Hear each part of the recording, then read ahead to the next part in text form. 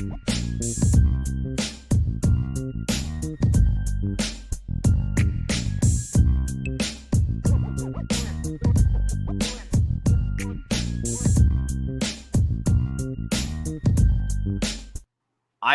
Breakdown Nation. Happy Friday. Welcome back to another edition of the Irish Breakdown Podcast. It is Friday, February 28th, and I cannot believe I'm already saying this, but March is tomorrow. It's already come to an end. February is already over. Before you know it, it'll be the March Madness tournament. Notre Dame will be gearing up for spring practice. That's going to be right around the corner. But before we get to all that fun stuff, Brian, it's Friday, which means we have a Friday free-for-all mailbag, which means all of our awesome listeners, you guys get to decide what topics we talk about today. Any questions, comments that you might have thought of throughout the week. Maybe it happened today when you were able to hop into the show, but whatever questions those are, Brian and I will have the opportunity to answer those today. Now, it's also another busy Friday because our man Brian goes on vacation here at the end of the show today. So he's going to be kicking it back on a cruise while we're back here. Hopefully it starts to warm up. I don't know where you all are at. Just trying to heat up here in Indiana. But pretty sure it's going to be warm where I'm going. So that I was about to say, I'd be disappointed for you if it wasn't.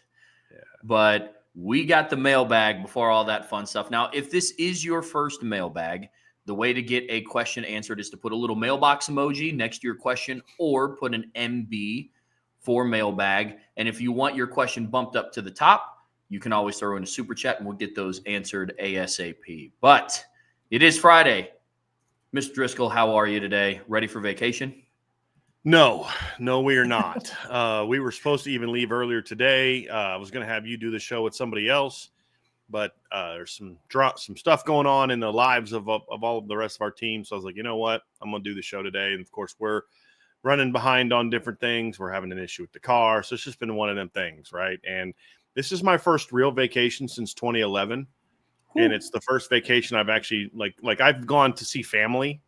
But as you know, when we do those trips, I'm working every day. I'm doing shows every day. So I actually won't be doing shows next week. I will have some articles that I'll be putting up, and I'll be on the message board during downtime. We're paying for an internet on the ship. So I'm not going to be completely out of pocket, but I won't be doing shows, won't be, sitting there waiting on breaking news to happen, things like that. But I'm hoping to kind of actually relax a little bit, which is something I haven't done in a very long time. And I realize if I don't do this now, I'm not going to do it for a while. And I needed it. It's been a long year for us, all of us. I mean, we've all been through a lot of stuff lately, but I just needed a. Yeah, and it's going to be nice. We're going with my family. My parents are going on this cruise. My sister and her husband and their kids are going to be on there. I think all but one of my dad's siblings is going to be there. My dad's the second of 11. Actually, no, second of 12, because my dad actually found out within the last decade that they have a brother that they didn't know about. So there's that, and he's going to him and his family are going to be on the trip too. So nice. Be a lot of them on there too. So that'll be fun. But yeah. Ready as I can be. I'm nervous about it, Trev, because I haven't taken any time off of work in a long time. So I'm a little nervous about how that's going to go. So we'll see. Well, we'll hold the fort down here for you until you get back. But before you head out, Brian, it is time for the Friday free-for-all mailbag. What better way to end my period than to do before my vacation than to do a mailbag, man. Yeah. Oh yeah. Yeah. I'm ready to dive into it today, brother. Stay rocking and rolling. Obviously, Super Chats get moved to the top, but Iden Benami got in there, and he had a bunch of questions early, so we're going to let Iden kick the show off today, Trev. Let's get rolling. Iden Benami, there was a question on what player on offense and defense you would take from another team. You and Trev both picked Ryan Williams, taking a receiver over a quarterback, a.k.a. that confident in Notre Dame's three quarterbacks. Respect. Trevor, I don't know how it is for you, but the reason number one why I don't have a quarterback on my list is I'm confident in the players in the room. I've said this last offseason. I was all aboard taking Riley Leonard, all about it. But I said this is the last time it needs to happen as part of this just regular thing. You've recruited the position well enough to where it's time to develop your own players. That's number one. You recruited talented players. CJ Carr, guy great as a 5-star recruit. Kenny Minchie's a guy that I graded as a top 100 player coming out of high school. Steve Angeli has proven his worth in various aspects. Like, you've got a room. You've got a talented room. And it's just time. And those are players that I have a great deal of respect for. I think the circumstance of the team also makes it great timing, Trevor, why I don't think you need to get a portal quarterback, because, you and I discussed it. I think we talked about it on the show, but we've definitely talked about it individually, where the roster, the makeup of the roster is such that you don't need the quarterback to carry the team. If the roster was made up identically to last year's team, I might have been more, is it time to go to the portal? Because those guys would have been a year younger or in different things, but you've got a veteran offensive line coming back, elite running back room. I love the receiver room you got coming back. Defense should still be good. Schedule, I think, works out pretty well. There's just a lot of reasons why, just looking at this team, you don't need it. But here's the second big reason, Trevor. I don't love the quarterback situation out there. I mean, I'm seeing Athlon Sports puts their preseason All-America team on. They got they rank the top 10 quarterbacks in college football, and they got Arch Manning number 1. I'm like, okay, part of that's just the hype of Arch Manning, and then it gets down to these other guys, and you're just like, there's just not a lot of proven elite quarterbacks out there. Now, I think there's a lot of really good quarterbacks out there. And I think, and there's a question about it down the road, there's a lot of young players that I think are going to be breakouts this season. Obviously Notre Dame's quarterbacks, DJ Lagway at Florida. There's a lot of those young quarterbacks that we're looking at. But there's none that I'm like, your top 5 quarterbacks are by and large like Sam Levitt, Garrett Nussmeier, Lenora Sellers, guys like that, on top of the Nico is part of that conversation, Drew Aller, all nice quarterbacks, but not like, dude, you got to get that guy. You can't pass up that guy. Yeah, you can, especially when you consider the roster that you have. So that's why it was that way for me. It's a combination of, I love the talent on the room. I think the makeup of the players is such that I trust all 3 of those guys. As long as it's a fair quarterback battle, I trust all 3 of those guys. I think the team around them is built perfectly for it. And then there's just nobody that's just like, dude, you can't say no to that. You can't turn down that guy. You have to make that move. There just isn't that kind of guy in the portal this year. Yeah, the way that I look at it is very similar to how you were. The reason why I picked Ryan Williams is because he immediately comes in and elevates that receiver room. He elevates the offense immediately, like what Malachi Fields is going to do when he steps onto campus, because he's going to be a good addition to the rest of the receiving room. But when I go through and I look at the rest of the quarterbacks in college football, yes, I understand that Notre Dame's quarterback room is very unproven, but there is no Riley Leonard in this year's transfer portal class for quarterback. There was no Cam Ward. So when I go through and I look at it, there is no quarterback to me that comes in and immediately elevates the room. Drew Nussmeier comes in and will probably have a season that would resemble what a first-year Notre Dame quarterback would look like. That doesn't elevate anything for me. So that ultimately is why I didn't go with a quarterback. And then obviously for all the reasons that Brian listed about what it means for the future and down the road. This is the 6th year in a row that Notre Dame will have a new starting quarterback under center. I'm ready to end that streak. I am ready for it to be somebody that will be at Notre Dame, will be in South Bend for at least another year. So that's how I look at it as well, I did. Kind of a follow-up question to that one. It's a little lower on the list, but I think this is a fair one. And by the way, Joe Marciano, Cade Klubnik, he should have been part of that top guys that I was considering. Cade's one of the top 5 quarterbacks coming back for sure in college football. But again, he's not a guy that I'm like, man, you got a chance to go get Cade Klubnik. You got to make that happen. But yeah, I definitely forgot about Cade. Good call on that one, Joe. But this one from Justin Kane, we just got this one in, but I felt it was relevant to what we were just talking about. So instead of changing topics away from quarterbacks, I figured we'll just bring this one up to the top since it is kind of relevant to what we were just discussing. Discussing. I'm already on vacation, brain. Come on, Brian, get back with it. All right. I think I did something in my head.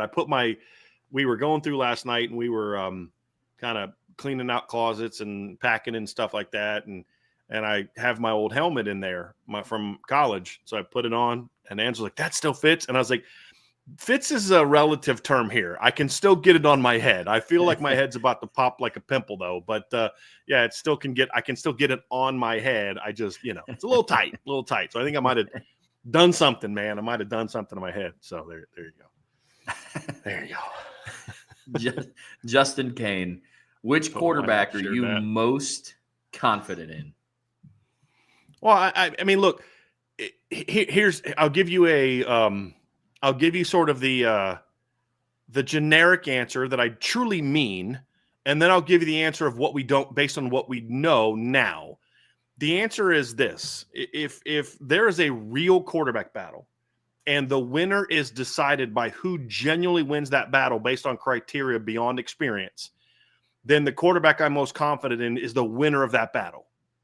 Whether that's CJ Carr, whether that's Kenny Minchey, or whether that's Steve Angeli. I've made my opinion about what I think of Steve Angeli well known in regard to nice quarterback, better than Drew Pine. You can win 10, 11 games with him. You can get to the playoffs with him. If he were to go to a place like Rutgers, I said this the other week, if he was the quarterback at Rutgers in 2024, they're a minimum 8-9 win team as opposed to 7-5.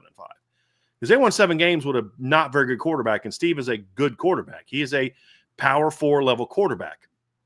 I don't think he's a high level, top of the line, lead your team to a championship quarterback. But if he genuinely beats out CJ Carr and Kenny Minchey this offseason, where he literally outperforms them, not because you're giving him 500 extra bonus points for experience, but he performs better, then you know what? I got to look and say, I think I might have got it wrong on him. And he's ready to be that guy. If he's good enough in a real competition to beat out those 2 players who are now juniors and a sophomore, then I'll have confidence that Steve Angeli has overcome some of the things that I have said are deficiencies in his game, and he's ready to roll. So it really is generically whoever wins the battle, as long as it's a real battle. That's how I feel about the arm talent in that room. Now, if you're going to ask me right now, going into the battle, what's my, who's the guy that I'm most confident in? It's probably CJ. I'm always torn between him and Kenny, because Kenny's got a lot of talent. Kenny's a year older. He's been in the system a little bit more. He's a little bit more of a runner, not by as much as maybe some people think. But CJ, as I've said before, he's just got a little something different to him that's just better than the other guys. It doesn't mean that those guys aren't really good players. But again, am I going to be shocked if Kenny Minchey beats out CJ Carr? No, I won't. So, but I just say right now, CJ, combination of arm talent, pedigree, production potential, what we've seen from him, not just in high school, but in a Notre Dame uniform last spring, not just the blue gold game, but also in practices. Also in the jersey scrimmage, he was I thought he was the best quarterback in the blue gold game, but he was significantly better than the other quarterbacks in the jersey scrimmage. And, I feel he's got that ability, but it's not so where it's like he's here and then it's like Kenny and Steve way down here. It's like, I think he's here and then I think Kenny's here and then I think Steve is here. I think they're all quality quarterbacks. But if you were to ask me who I project to be the starter this year, I would say CJ, because I think he's the guy that I'm most confident that can not only help you win early, but even more importantly, he's the guy that I think has the ability to put a team on his shoulders in November and December and January, even this year as a redshirt freshman, but even more so looking ahead to 2026 and 2027. So that's why I'm most confident in him. But as I said, Trev, the first answer trumps the second answer. CJ is my personal opinion of who I think is best, which means I'm going to trust them the most. But if somebody else beats him out in a real competition in which they outplay him and the quarterback is chosen fairly, because fairly can mean a lot of different things. It could mean, well, you're going with CJ because his upside is higher, even though he didn't perform as well as the other guys. That's just as improper as going with Steve because he's more experienced. If CJ gets outplayed in the spring and fall, but you go with him anyway because you think he's got the most quote-unquote upside, I don't think that's the right decision.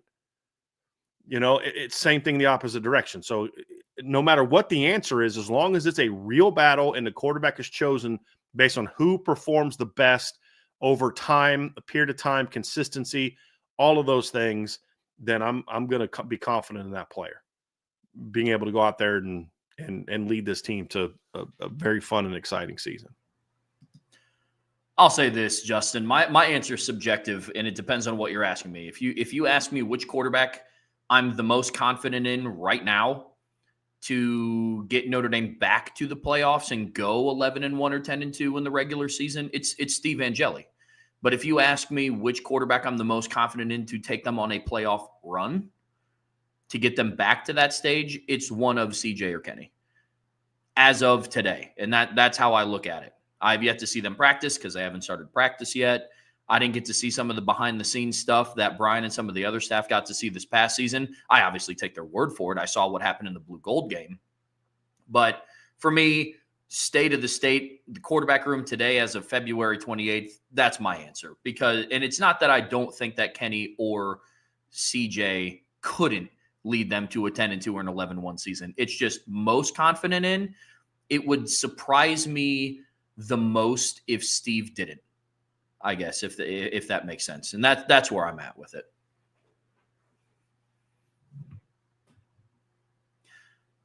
IC05. I know it's early, but as of today, how do you feel about next season?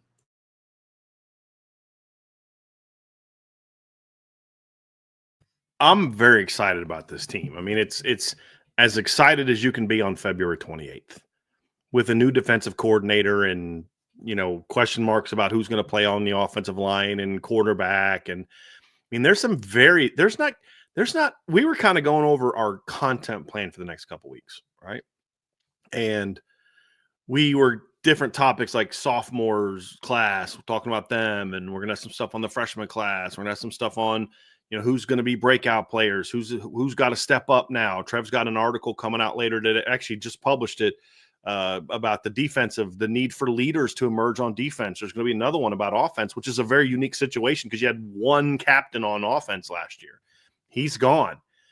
And so there's all these different things that you look at and say, you don't know this, you don't know that. But even with all that, Trevor, there's just a level of confidence I have in this football team.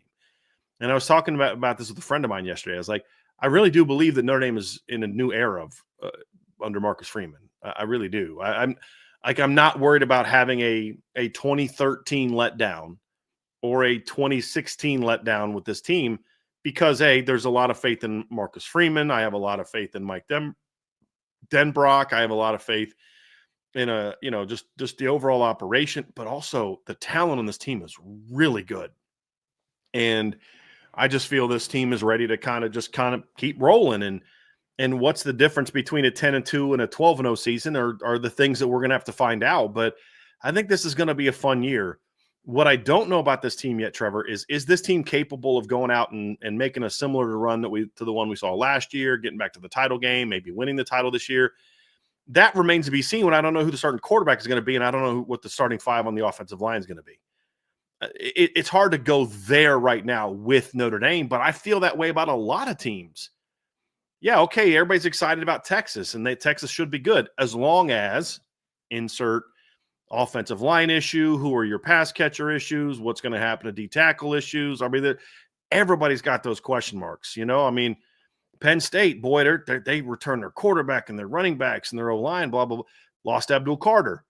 Lost all their only real weapon in the pass game. You're replacing him with some good players. And, oh, by the way, the guy that was supposed to, replace Abdul Carter, rumor is he's going to jump in a portal. And, he's going to get bought by somebody. So there's just all these different things, man. It's like everybody's got these questions to some degree. But looking at it from a Notre Dame standpoint, it's like, man, I don't know about this. I don't know about that. This is a question mark. That's a question mark. But it's like it's the difference between are they going to be a one and done or a two and done in the playoff? Or are they going to go for a championship? I don't have the same concerns about are they going to go 9-3? Are they going to go 8-4 this year? I just don't have those concerns.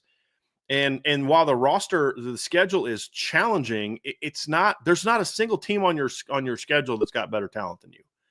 And I'm not at all worried about going down to play Miami. Does that mean I don't think Miami can win? Of course they can win. You lost to Northern Illinois in week 2 last year. You can lose to Miami at Miami.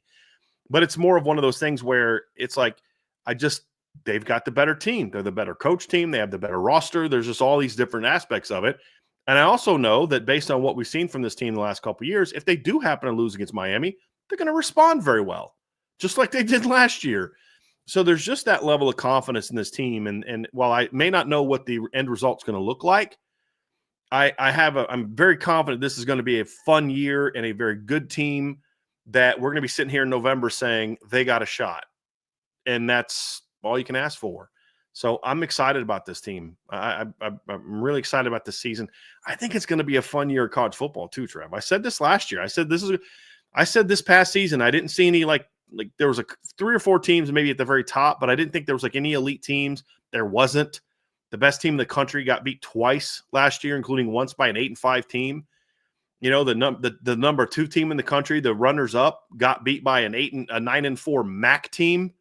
You know what I mean? Like, it's just the number 3 team in the country, or I guess, the number 3 team in the country got dominated twice by a team in their league, didn't even win their league. That team got dominated by Notre Dame, you know, who beat a Penn State team who was really good this year, but also almost lost to Bowling Green and you know, Minnesota. It was such a fun, entertaining year. And I think 2025 is going to be very similar to that, just in college football. Like, the Big 12 is going to be insane this year, Trevor. Nuts. And I'm looking forward to it. It's going to be a lot of fun. I just hope that the leadership in college football doesn't do a lot of things between now and then that just sours us on what we're about to see. Yeah. But I think Notre Dame's going to, without question, be one of the 3 or 4 best teams in college football next year. I have no doubt about that. I have very little doubt about that before spring ball starts. Now, spring ball may cause me to change my opinion. Like, I may not be as confident. I just saw 13 drops today. I don't know if this is going to go well, you know. But as of right now, man, I'm very excited about this football team. Very excited. I feel extremely confident from August 31st to November 29th. There is no doubt in my mind that Notre Dame will be a playoff team in some capacity, whether that's hosting, whether that's traveling to go somewhere. I just don't see this team throughout the regular season playing poorly enough to not make the playoffs. Where my opinion on the postseason can change is depending on what happens from August 31st to November 29th. I do believe that based on the roster, who they have coming back, the experience at very key levels, I think they win at least one playoff game. It's really nice to be having a conversation about a Notre Dame team of, man, they're going to have to fight tooth and nail to get back to the playoffs. They'll have to fight tooth and nail to get back to the national championship, get back to winning the semifinals. But it's absolutely within the realm of possibility. That for me is really, really exciting. And I cannot wait to see it. I cannot wait to see it. Also, a little hint, I don't know if there was a mailbag question about this. Notre Dame put out a video after one of their workouts, and I think Leonard Moore changed his number. He changed his number to 2. At least that's the jersey that he was wearing during that workout. Interesting. Mm-hmm. Did they put that out today? They put it out last night. It was on TikTok. They did like this trend that was they were asking they had like a little board up after practice, and it was asking who's the fastest player in your position group. There are some serious answers, some funny answers, but Leonard Moore came into frame and answered the question. He was rocking jersey number 2. So maybe a little sneak peek for what we could be seeing in the fall there. But very interesting. But regardless, I'm excited. Yeah. ND, it just means more. Craig had some issues with snapping before his injury. Could that be a major factor in a position battle if Knapp hopefully is moved or Otting makes a jump?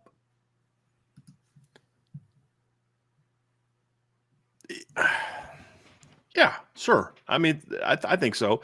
Snapping was an issue all year last year, which is mind-boggling to me.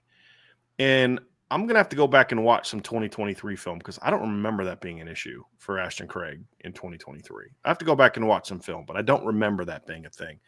Like, Trevor, I was watching the A&M game the other day, and like 3 of his first 5 or 6 snaps were just awful. And it was kind of a problem all year. And then Sam, like Pat Coogan had a weird snap that I didn't love, but it was consistent-ish. It consistently floated back there, but even he wasn't consistent with it. So it is something it's not something that I thought was like debilitating to the team, but it was something that you're just like, okay, that's got to be better. So could that be a position battle if Knapp is moved or Otting makes a jump? I think so. That's kind of a big deal in your what you're being asked to do. I also don't think that Ashton Craig has the center position locked down the way that maybe some people think that he does, more so because of the injury, though, where he's going to miss some time. And so I think I think he goes into spring, however much he's going to be allowed to play, and he'll go into fall most likely as the one. But I think a big spring from Joe Otting, or maybe a big spring from a Sullivan Absher, or let's just say you go out into the spring, and right now I fully think that Joe Rudolph intends to put Anthony Knapp at left guard or left tackle and move Charles Jagasol to guard. That's what I anticipate Joe Rudolph planning to do.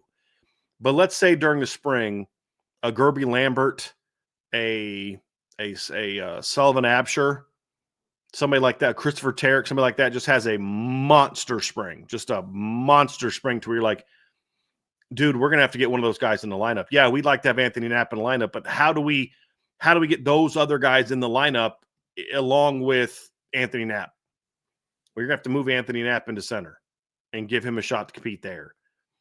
Then, yeah, I could see it then. But I think it would – I don't think that the intention is to move Anthony Knapp to center. So it really comes down to Joe Otting and then whoever else they choose to cross-train at center this spring. Because I do think with his issues, Craig's issues, I think it would be very misguided to go into the fall where your only centers are Ashton Craig and his injury issues, Joe Otting, who's unproven, talented but unproven, and then Cam Herron, a true freshman, who was listed at 6'2", 275 on the spring roster.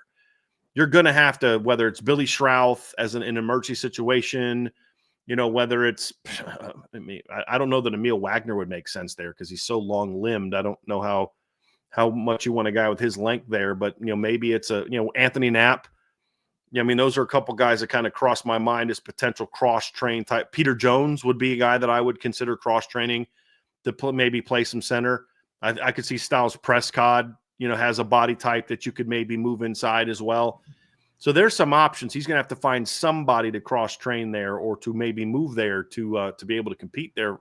I don't know that I would move someone full-time if you like Joe Otting, and I have heard the staff likes Joe a lot, but somebody who can play it should there be another injury. But anytime you do that, there's always the risk like, hey, this guy's pretty natural at this. Not only the snapping part, but the snap to step with power part, which can honestly be even harder than snapping. It's that snapping while you're stepping with power and certainty is really what the challenge is. That's what leads to the bad snaps a lot of times is you're thinking about doing these other things, and then you're not, you kind of lose a little focus on it's like looking for it's like taking your eyes off the ball when you're a receiver and you're looking to run before you catch it. Like that's what bad snaps a lot of times are for centers. It's not, they're inconsistent technique of just pure snapping. It's no, he was already thinking about that guy that was screaming in the A-gap as he was halfway through his snap. He's thinking, I got to get my hands on that guy. And that kind of thing is a lot of times what will cause those type of problems. Makes sense. Aiden Benami, thoughts on Jim Nagy to Oklahoma? Seemed like a pretty big move. LOL, they need all the help they can get. Yeah. I was told, I'm trying to remember who told me this. I was told he wants to be a GM. I don't know if that meant GM college, GM NFL, and this is a path to that. I don't know. I like Jim. We had him on our show once. Nice guy. Solid evaluator. I have some question marks about his evaluation at certain positions based on comments he's made during Senior Bowl time, but that could also just been him hyping up his Senior Bowl guys, which I completely get. But nice guy. Hope he does well. But yeah, it's a pretty big move. I was actually told the original school, I was told there was another SEC school about a month or so ago. Somebody told me about another SEC school that was thinking about hiring him. And then obviously Oklahoma ends up making that move. But that'll be interesting. I mean, how much does he know the college game? How much does he know the rules? That's all stuff he'll have to adjust. But if you're a smart guy and you're a good evaluator, you can learn it. It's no different than Mike Martin, going from the Lions to Notre Dame.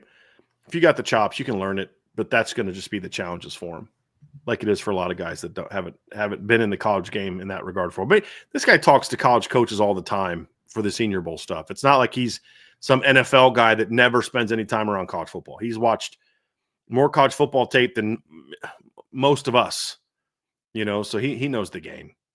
I wish him the best. Jim's a nice guy. I'm with you. I like the move. Coach Bent 574. What penalty or rule would you completely remove if you could? For me, it's being able to lay down out of bounds and touch the ball on a kickoff to draw a penalty.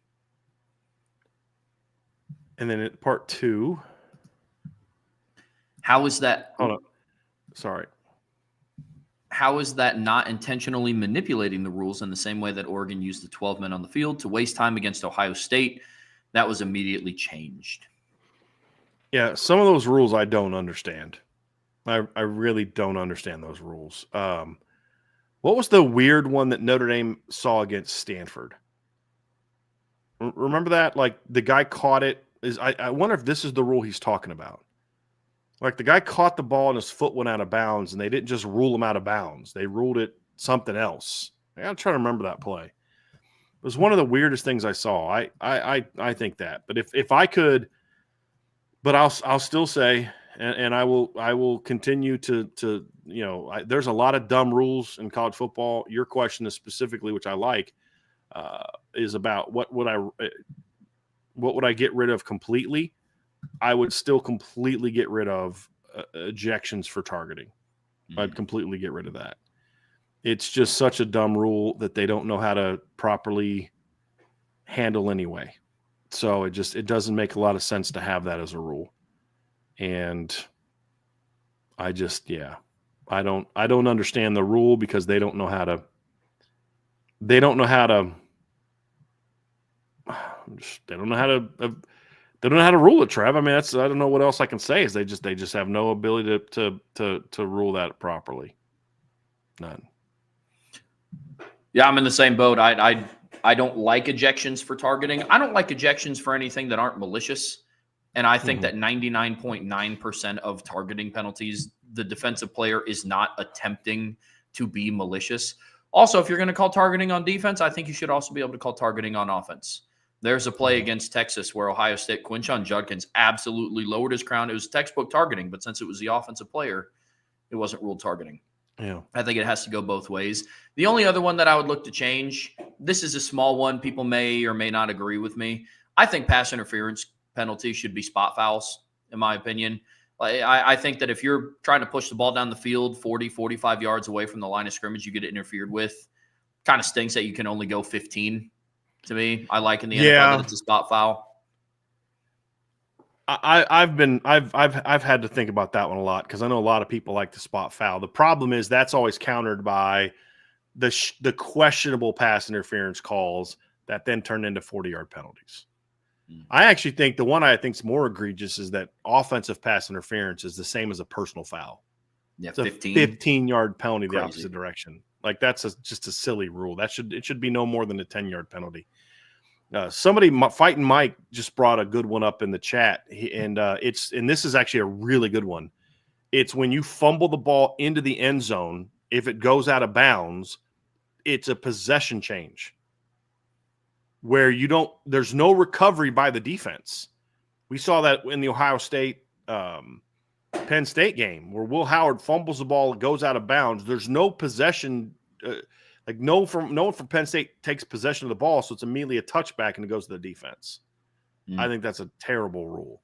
I think if it goes out of bounds into the end zone and you want to penalize someone for fumbling into the end zone, that's fine. Move them back 5 yards from the spot of where they fumbled. But for that to be something that's viewed as such a serious play that it's a change of possession, I think is a really bad rule that should be changed. Gotten rid of. But that should be changed. But I don't know if that's a rule to be getting rid of because you've got to decide something. But you could also argue that that's the same thing that I'm saying about the targeting rule is make it a penalty, but just don't make it the ejection. I guess my answer is more of I don't want to necessarily get rid of the penalty completely, which is kind of what Coach Bent is asking for, but more so getting rid of the ejection piece of it. So, yeah, I think that's a wild rule, and I don't quite understand why that's a turnover. People in the chat are saying, loss it down and move the ball to the 20. But that's an egregious that's penalty for a fumble that nobody else recovers. Moving it all the way back to the 20 because you fumble going into the end zone. Like, move it back, like, make it a 5-10 yard penalty at the most. But that is a very severe penalty for something. So that's one that I would want to change for sure. I would also want to just simplify intentional grounding. I think that rule's become super muddy. You have to be outside of the tackle box unless there's a receiver in the area. But then if you're outside of the tackle box, the ball has to go beyond the line of scrimmage. But if it doesn't, the receiver also has to be behind the line of scrimmage. But to me, the rule is just a whole lot. I personally would benefit from it. Just simplify the rule. If you just threw the ball away to avoid a sack, it's intentional grounding. That's how I look at it. But now there's a whole bunch of different innuendos to that rule to make it what it is now.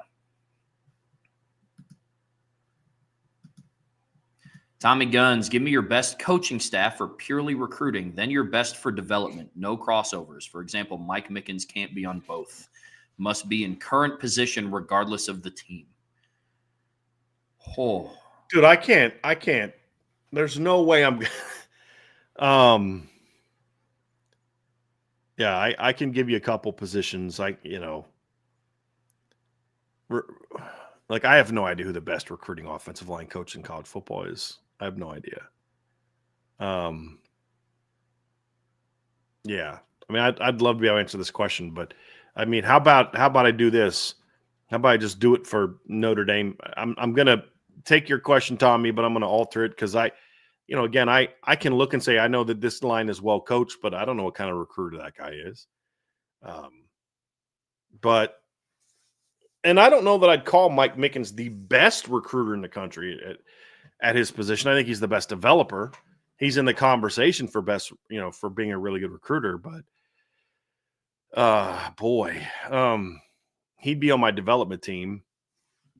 There's no doubt. If I could put together an all Notre Dame recruiting staff in the last, let's say, since Brian Kelly was hired, running back, I'd go Tony Alford, recruiter, Dylan McCullough, developer.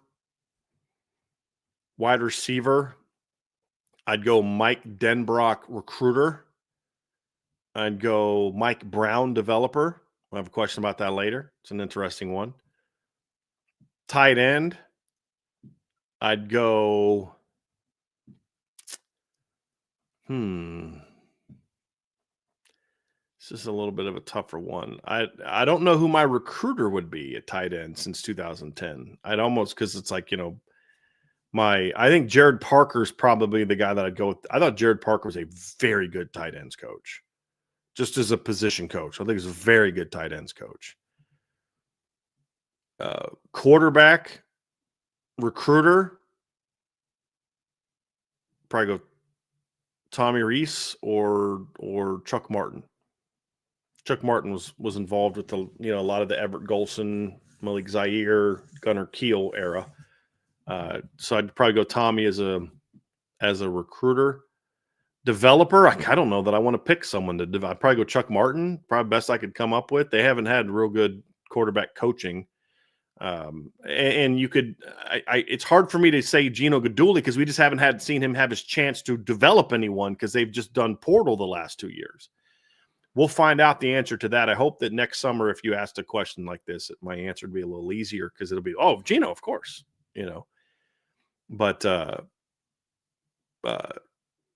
offensive line, recruiter. So I want to pick Harry for one or the other. So I'll go developer for Harry. Recruiter, I'll go Joe Rudolph. Just because, it's either Jeff Quinn or Ed Warner. I mean, Jeff Quinn had some good wins as a recruiter. He also made some very poor decisions as a recruiter. Harry Heastand was a very dynamic recruiter, especially from a result standpoint. He wasn't dynamic in he didn't engage in that's the guy I want. He was able to get those guys to come to Notre Dame and he recruited elite players. But so I'll go Rudolph for recruiter. Just because I got to pick one. D-line. Developer, I'll go Mike Elston for now. Recruiter,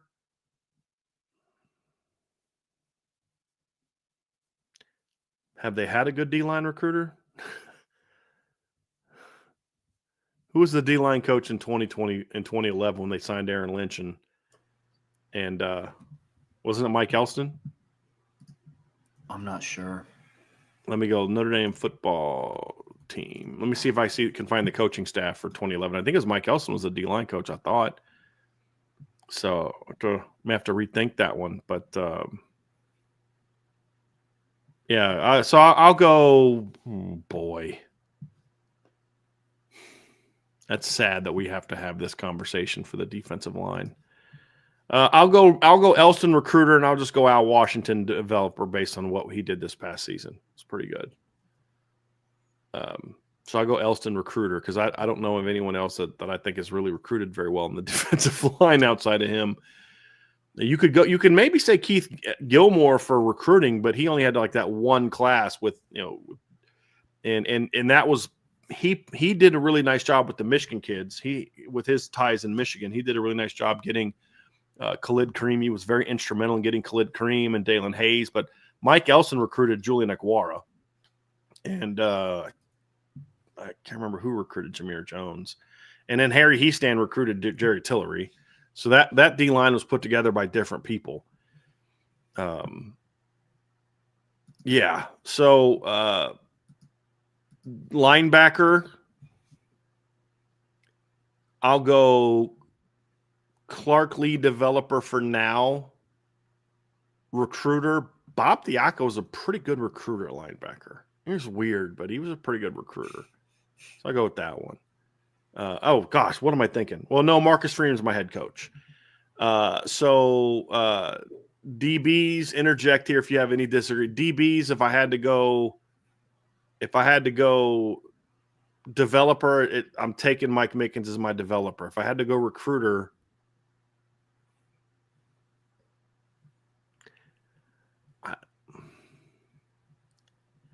I don't know that I can pick anyone other than Mike Mickens for those two. I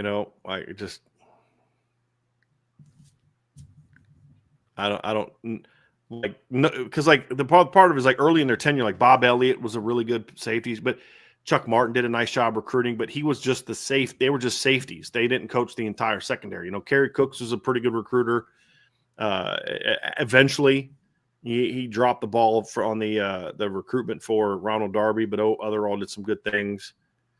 Say developer Mike Mickens, recruiter, I'll say Chuck Martin. So then I'm going to change my quarterback answer to recruiter Tommy Reese, developer, I'll go Gino Gaduli, just so I don't have to use Chuck twice. How about that? There we go.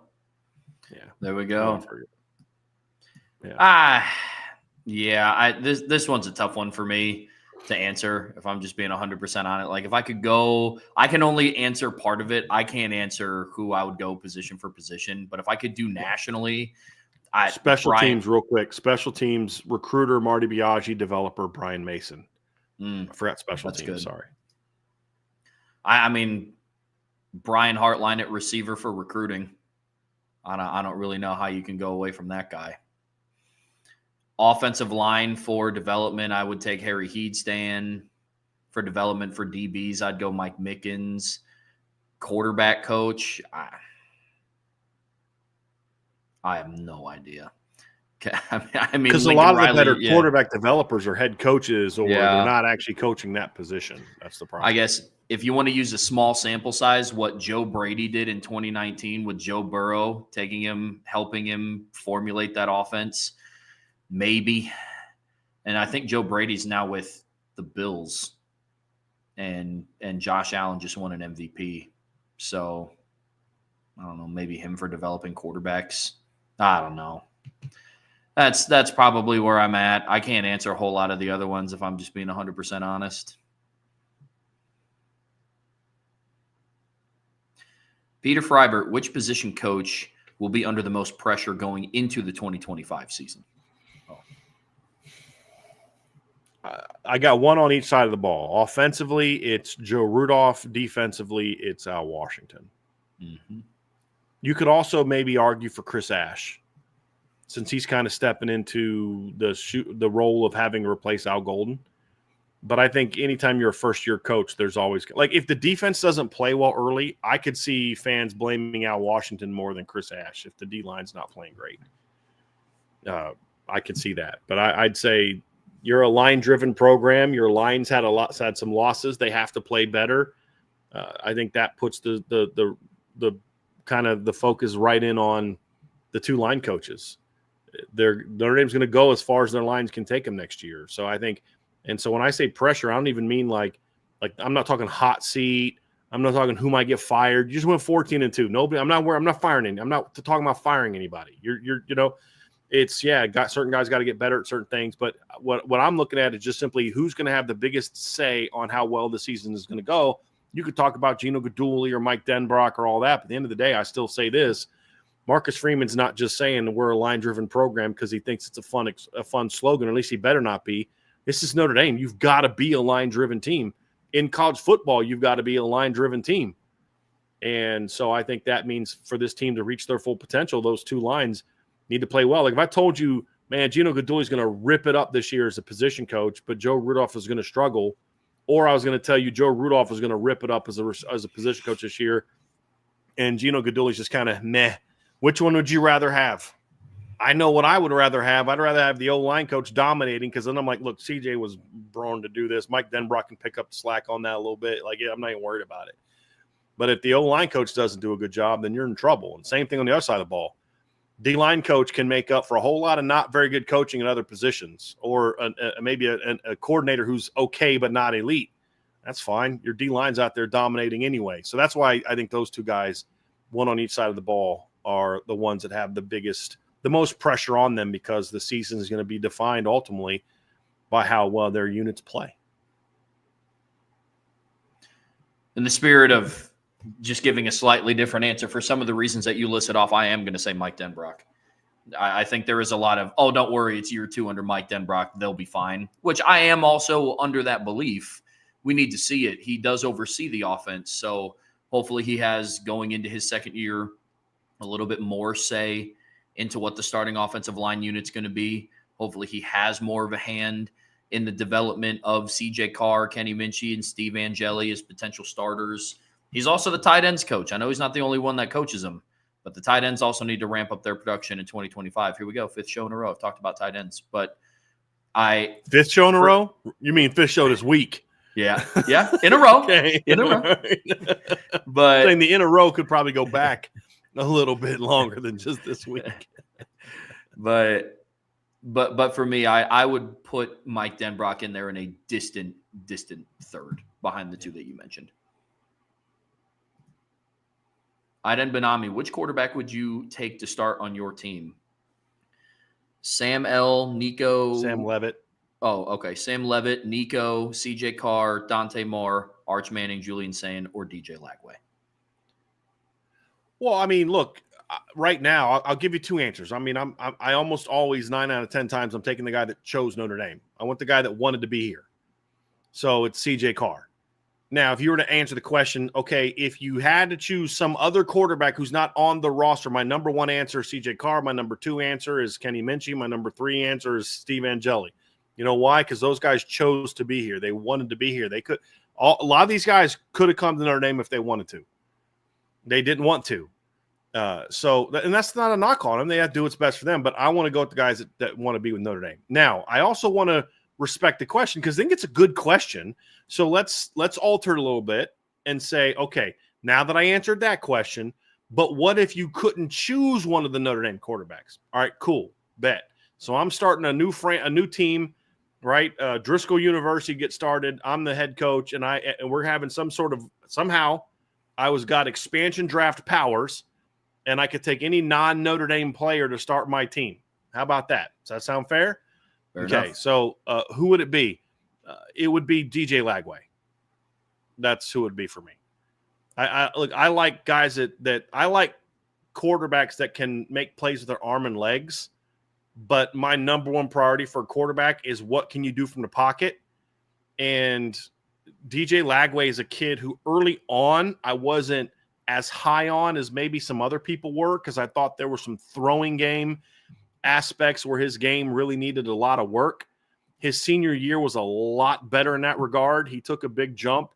And then I liked some of the things he did at Florida. I just think he's younger than some of those other guys. So I'm going to have him maybe a bit longer than I would have Nico and Sam and Dante and Arch Manning, who are all third-year players. DJ's a second-year player. I think he's a significantly more talented player than Julian Sane, and I don't mean any disrespect to Julian Sane, who's a good football player, but I just think DJ Lagway has a lot of ability, and he's a guy that I view he can scramble, he can make some plays with his legs, but he is a drop-back quarterback with a big arm.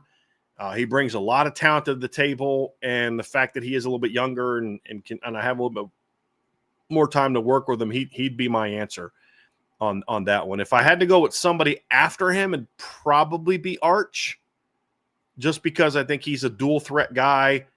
I think he'd be able to handle the pressure of coaching my team. Nico's got a lot of ability. I've never been as high on Nico as other people. Dante Moore, I have major questions about his maturity. Tremendous arm talent, but his father's just going to remain an issue for me for a long time. I want a quarterback that's a little bit more of a take charge of his life. Sam Levitt's a good football player, but there's a difference in talent between him and some of those other guys. And I like Julian Sane, but he's not as talented as Arch. And again, I'm someone who doesn't believe Arch is this like number 5-star, number 1 overall player type of guy. I never thought he was that good, but he's still pretty good. He's still a top 50 caliber player, maybe a borderline 5-star type of talent. Even if his name was Arch Jones, I'd still probably take him with his skill set because he can run. And that's, for me, in my personal preference, that's something I value a lot. If I was running the offense my way. So that would be my top 2. I go Lagway first, Arch second. If I couldn't have CJ Carr or one of the Notre Dame quarterbacks. What say you, Trev? In the postseason, I thought Sam Levitt impressed me quite a bit, and I'm torn on this one.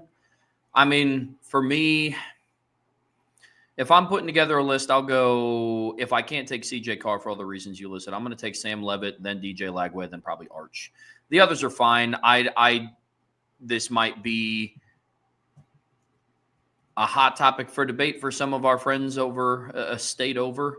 I don't think Julian Sane is the second coming of anybody. I don't. I think he has a lot of talent. I think he's there, but I got to see it. Dante Moore, I'm in agreement with you. Nico, I just need to see him a little bit more as a passer. Dude's a gamer.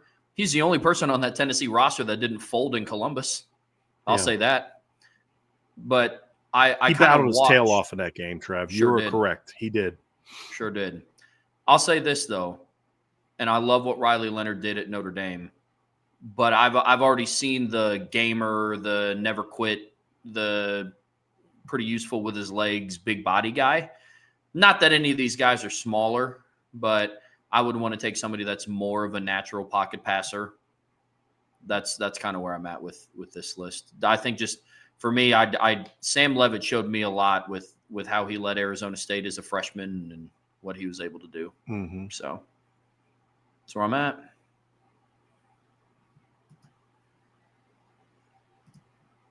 Tommy Guns, make or break year for Coach Washington. What would a very average year look like, right on that make or break line look like? It would be very disappointing, and you'd have to have some conversations about what's the future look like at the position. And an average year for me means you struggle on the recruiting trail, and your defensive line doesn't play very well. A defensive line with Bryce Young and Josh Burnham and Boubacar Traore and Jordan Patelho and Logan Thomas and Chris Burgess and Jared Dawson and Gabriel Rubio and Jason Onye and Donovan Heinisch and Brennan Vernon and Devin Houston and Armel Mukam and Cole Mullins, Elijah Hughes. That line doesn't play well. That's a problem. Now, the good news is I think the line's going to actually be very good this year. I'm excited to see what Al Washington is going to do with this line. But if they don't play well, that's a problem, and it has to lie on the feet of the coach.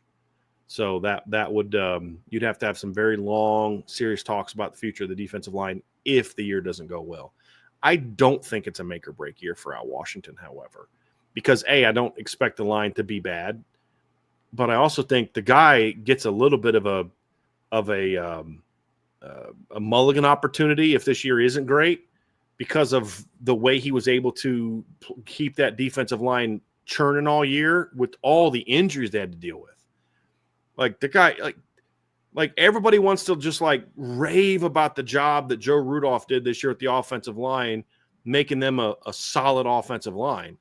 I would argue that Joe Rudolph, Al Washington suffered far more devastating injuries than what Joe Rudolph went through, and his line was better than the the D line this year for most of the season was better than the offensive line.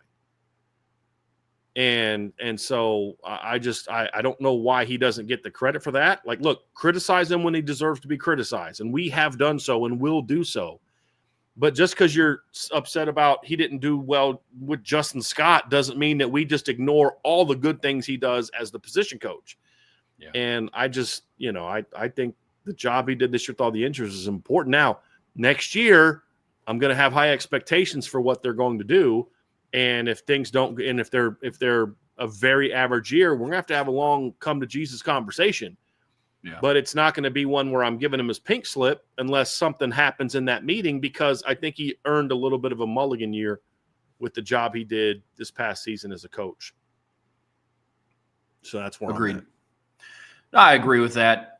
The only thing that I'll say here, Tommy, is what would an average year look like? It's the D-line looks like how they did in the postseason, but players are healthy. It's the D-line looks how they looked in the postseason, but Bryce Young is a year older. Jason Onye is back with the team. Things like that. That's what an average year would look like. Yep. Aiden Benami, why do you think it's better Faison keeps playing lacrosse? Think if he stopped, he could make the league? I think it's better for Jordan Faison to keep playing lacrosse because I think he loves playing lacrosse. And I care more about a young man doing something he loves and he's really good at, and not looking back 30 years from now with regrets of what if. That's what it comes down to. I don't think Jordan Faison's necessarily an NFL receiver, meaning like a high draft pick. Could Jordan Faison make the NFL? If he keeps progressing, of course. He's a good football player. If you need to be reminded, go pop in the Indiana and Georgia film. It's more about him. I want him to have the opportunity to do something he loves. If he chooses to not play lacrosse anymore because he wants to focus on becoming the best football player he can be, because he wants to play in the National Football League, then so be it. But it has to be 100% his decision, because the young man's great at lacrosse. I don't even watch lacrosse, and you can look at something and be like, that's pretty impressive. You can see him moving at a speed that is faster and quicker than everybody else on the what's it called?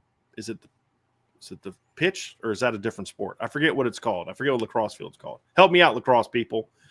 Is it just the field? Because isn't it pitch for soccer? Isn't a soccer pitch? Isn't that? I forget which one. But anyway, so but more importantly, you can just tell the kid loves playing the game. Yeah. And in 30 years, I want that young man who's a father, who's a husband, being a Notre Dame grad, probably a business owner. You know what I mean? Like, I want him to look back and be like, no regrets. No regrets. Like, I was someone who did something very rare at the University of Notre Dame. I got my degree, I got great grades, and I was a standout in 2 national championship caliber sports for 4 years. How many people can say that? I think that'd be great for him. What's best for the football team is that he focuses all his attention on football. That's what's best for the football team. But as I've always said, that's not my number one priority all the time. My number one priority is what are we doing to develop young people? And that's where I'm at. That was what was behind my answer, not anything related to what's best for the Notre Dame football team or anything like that. That's where my answer came from. Good follow-up question, Aiden. I appreciate you actually doing that. Completely agree. Completely agree. We did have a super chat down here. We actually have a couple super chats. Super chat from Idem Benami. Just one best lineman Notre Dame has. Thoughts from seeing Tresh on the sideline from NIU to end of the year? Everyone seemed more okay with it as we went. Because they didn't make as many stupid decisions. That's why. And I think part of that is because he got hired very late. And I think like with a lot of things, the in-game communication wasn't always great. Was he comfortable with his role of when to give advice, when not to give advice, when to be ready with what? It's probably part of it. Since didn't he get hired like during fall camp? It was very late. It was very late. So, I mean, look, a lot of the fourth down decisions are going to reflect the analytics. That's part of his job. So I think it just has to do with more of I have no opinion of Anthony Trash in regard to what I saw from him on the sidelines, other than simply saying we didn't see any of the weird, awkward crap that we saw in the first 2, 3, 4 games of the season, which tells me the working relationship from a communication standpoint got better and better and better and better. That means he probably knew when to keep your mouth shut, when to talk, when to give counsel, always being ready for counsel when asked. Marcus Freeman kind of just as an operation. I mean, there was a lot of that stuff going on. It was a very weird start to the season in a lot of ways when it came to just the operation, the communication, but they got better and better and better. And that's all I care about. That's all I care about at the end of the day. So I think that's why it looked better late in the year, because I think the operation was better. He also is going to have an opportunity to learn more about Marcus Freeman. Like, look, I got to know Marcus Freeman. I could sit here and say all I want that you should probably do this in the situation, but he ain't going to do that.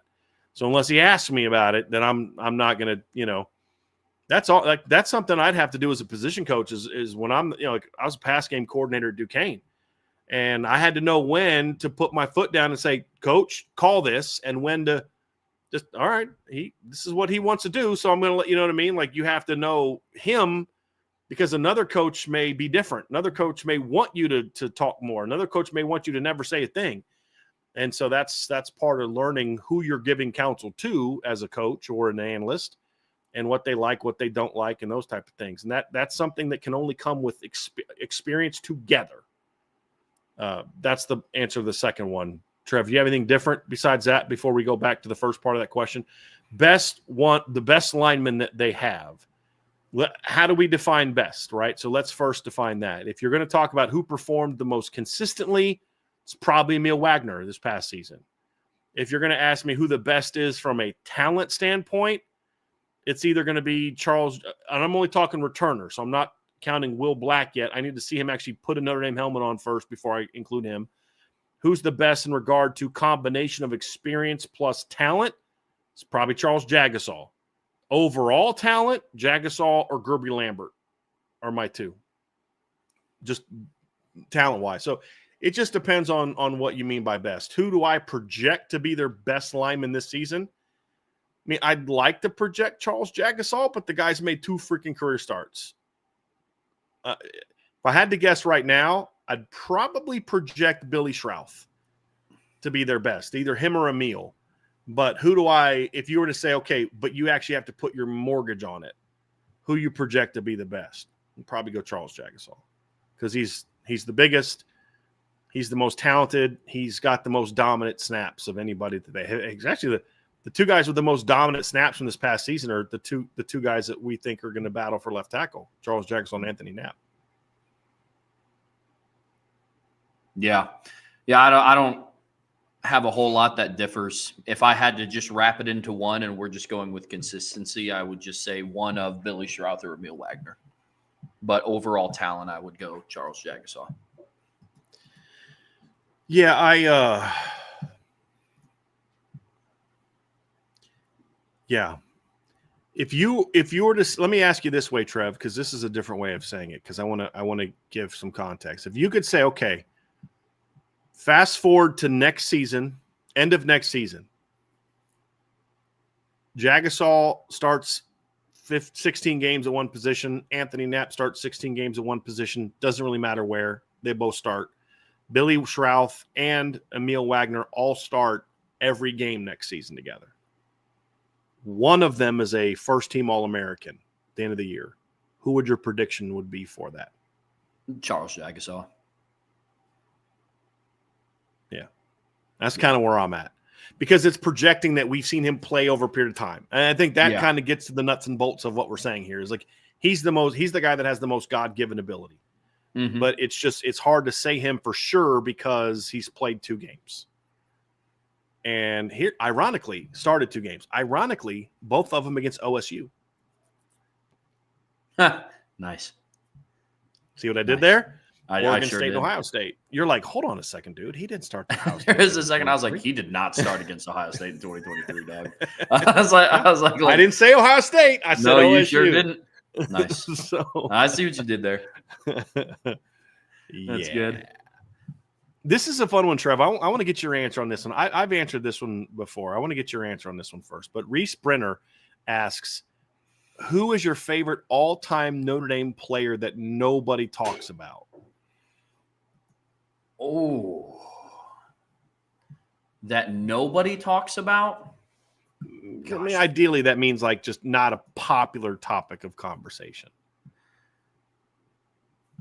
There's some throwback names in there for me. I mean, I think because of Jeff Samardzij's emergence back in 2005, I think Mo Stovall kind of took a backseat. I loved Maurice Stovall. Watching him play. He's one of those guys for me. I have some like just kind of year by year.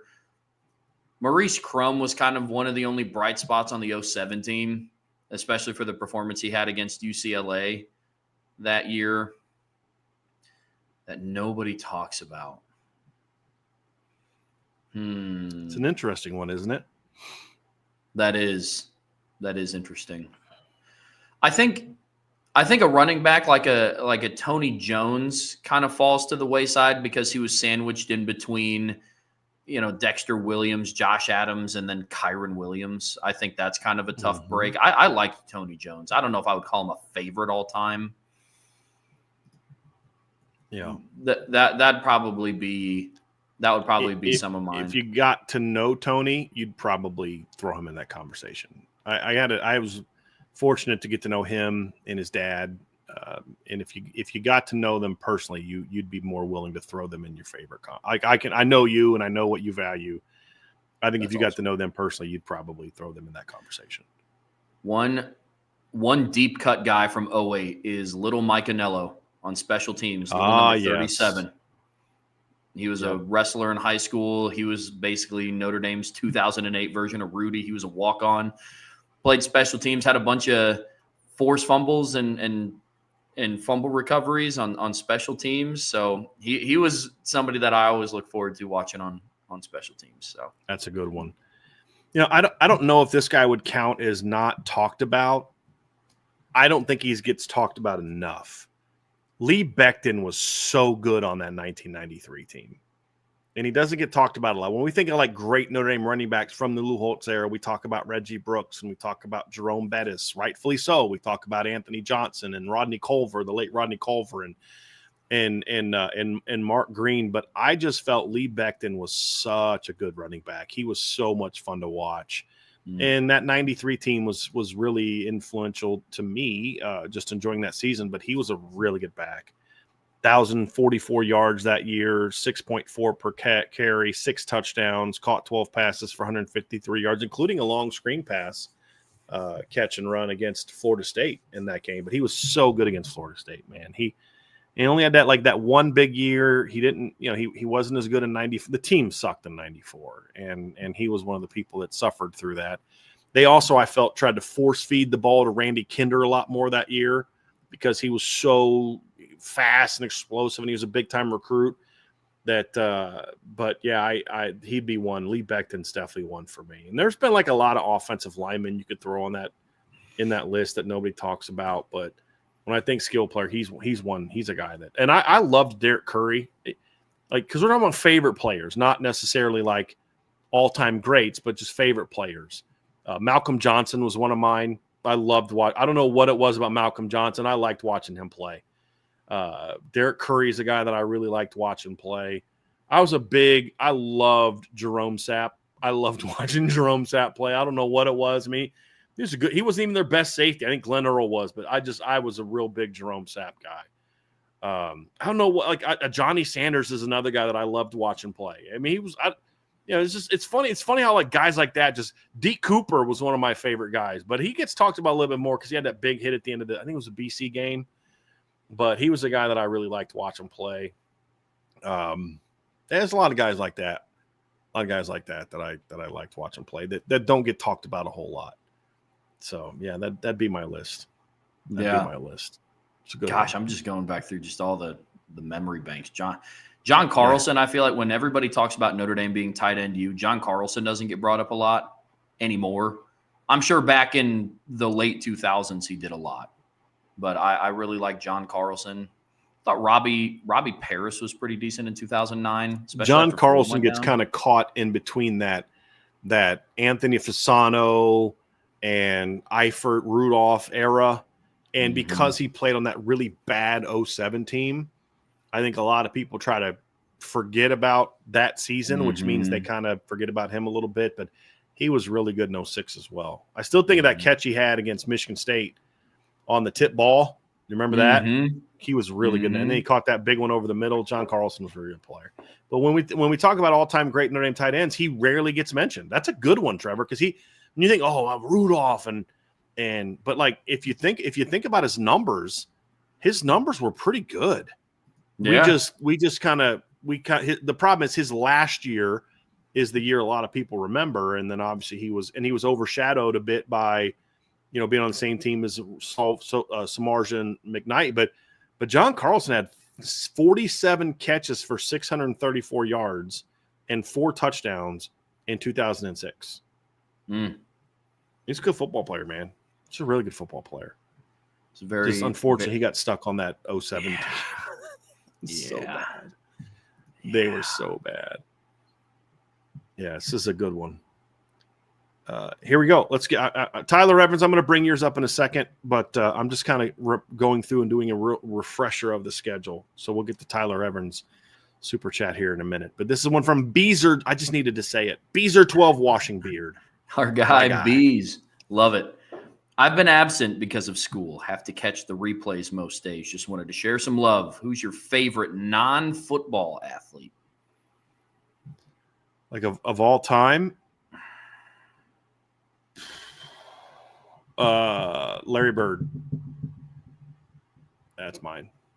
I was a huge NBA fan back in the 80s, and Larry Bird was my favorite player. I still will watch on YouTube the videos from Larry Bird highlights, and my favorite is when they do the ones where like some young guy that's never seen Larry Bird play does one of those reaction videos, and they're always like, "What?" Like, yeah, Larry Bird was sick.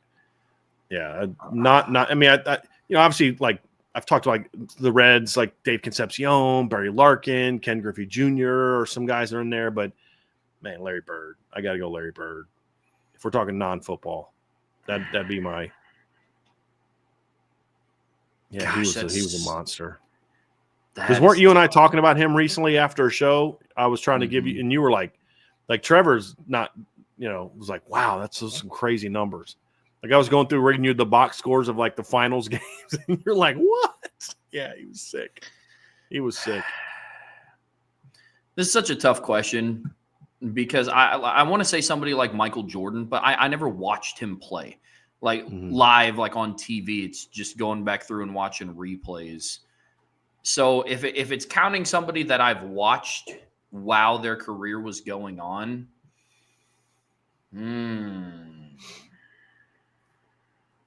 oh man, that's hard. To heck with it, I'll still say Michael Jordan. He's my favorite non-football athlete of all time. Of all time, currently, gosh, I mean, I might be a little biased because I live down here in Indy. Caitlin Clark is a lot of fun to watch, man. Yeah. She is fun to watch. So I don't know if I would call her my favorite, but yeah, favorite of all time, though, is Michael Jordan. That guy was nuts. Yeah. Everybody talks about how LeBron drops 40 in the playoffs. It's like, well, yeah, but LeBron's dropping 40 in the playoffs when teams are scoring 135. Michael Jordan was dropping 40 and 50 in the playoffs. Don't play defense. Exactly. Yeah. Jordan was dropping 40, 50 in the playoffs when teams are scoring 80. I mean, Well, and in an era where, I mean, Michael Jordan, if they called fouls back then the way they call fouls now, Michael Jordan would have scored over 20 a game from the line. I mean, with what the assault that they allowed to happen against him when he was against the Pistons. But they scored a lot more than that in the 80s. See, Jordan's elite championship years came in a time when scoring wasn't as prominent, but he was big time. Yeah. And he also grew up in an era where the three-point shot still wasn't as big of a deal. And that's the thing that people, if these guys grew up playing the modern game, they would have been great three-point shooters as well. But the thing about Jordan that makes him so special is he was such an elite all-around player. He was an elite defender. He was an elite scorer. He was an elite, clutch play. I mean, there was no. I saw somebody the other day was like, well, he wasn't an elite passer. He was when he wanted to be or needed to be. I mean, some of the championship. I mean, think of the drive-in kicks that he had. I mean, he wasn't Larry Bird and Magic Johnson or LeBron as a passer because that wasn't his role, But he was just. I mean, there really were no holes in his game, especially as he got older and he started developing more of a mid-range game and the fadeaway and all that. Like when his game expanded, he became just, ridiculous. And if he didn't choose to sit out multiple times, he probably wins more than 6 titles. Mm-hmm. But yeah, he was a special player. Never beat the Celtics and Bird. I showed you the box score too of when he scored 63 and what Bird did that game as well. Scored 63 against the Celtics and they lost. Tells you about the kind of teams Jordan was on early in his career. But yeah, Bird was a dude. Jordan was a dude. It'd be a basketball player. Yeah, those are good ones.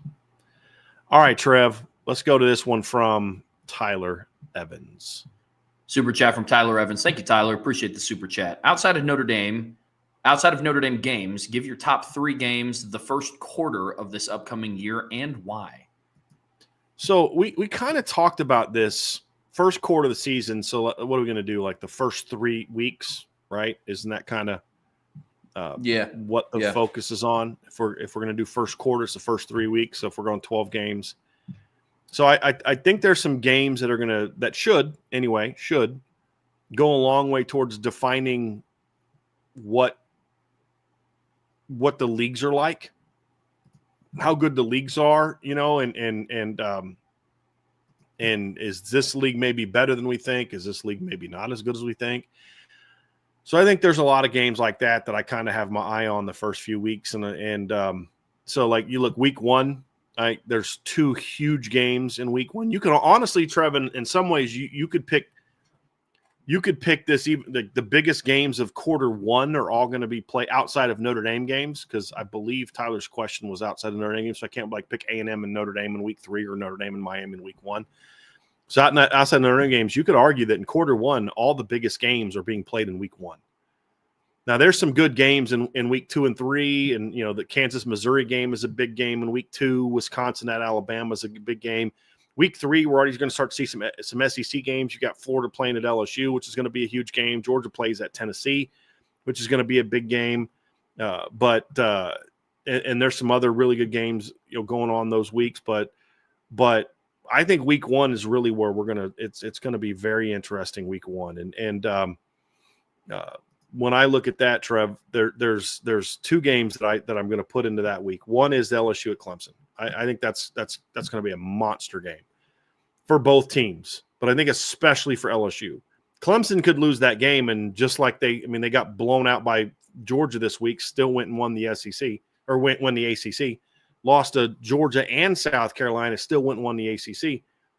But for LSU, it's going to be a lot harder for them to make the playoffs with a loss to Clemson, because they would then have to probably go win the SEC. And the reason I say they'd have to go win the SEC, or at least play in the SEC time, is because if they don't win the SEC, they're going to have too many losses to get into the playoff if they have a non-conference loss. You see what I'm saying? So it's not like losing to Clemson automatically knocks them out. It just means if they don't win the SEC, it means what? It means they have at least 2 losses, probably 3. Right? Like it's hard for me to fathom a 1-loss SEC team in conference play not playing for the league title. It's hard for me to fathom that when you look at the schedules. So that would mean most likely they're 9-3 at the end of the regular season, and they would have lost a non-conference game. That's going to make it really hard for them to get in the college football playoff. If they beat Clemson, then they can drop a couple SEC games and they're still in. They could drop 3 SEC games and ESPN will still think they should get in, as we saw this past season.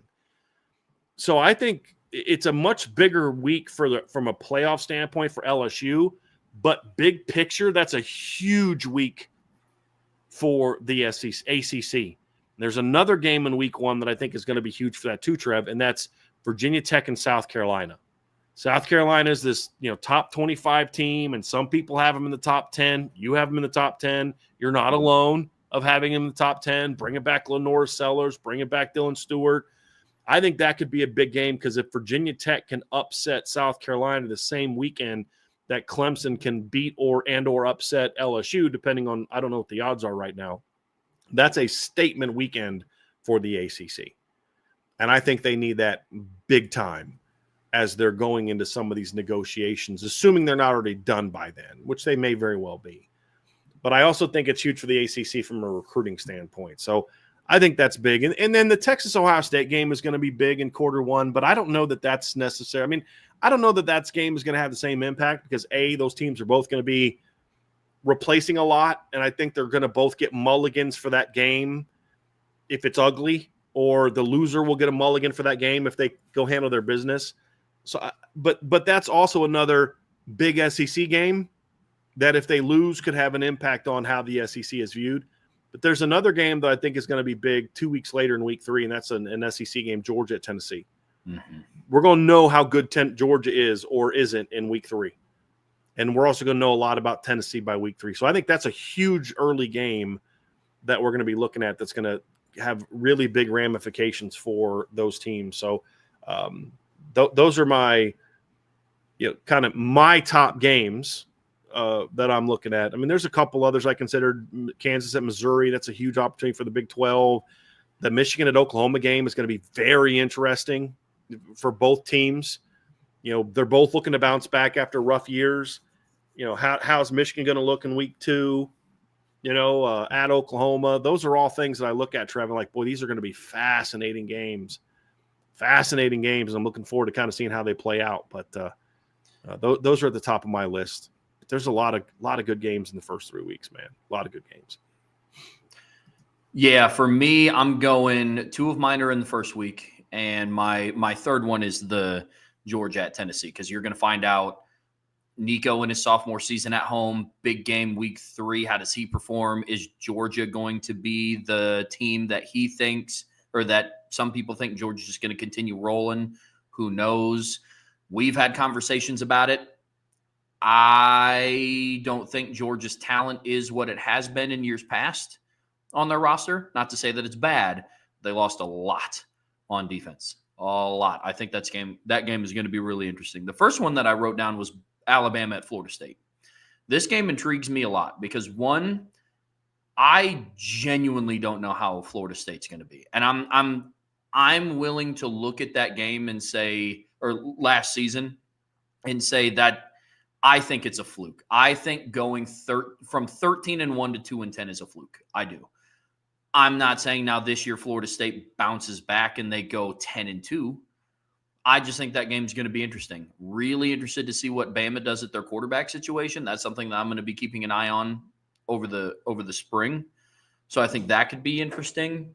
Kalen DeBoer going into year 2, but going down to Florida State, not an easy place to play. Going to be a new starting quarterback for them, who I do believe will be a better fit for DeBoer's system.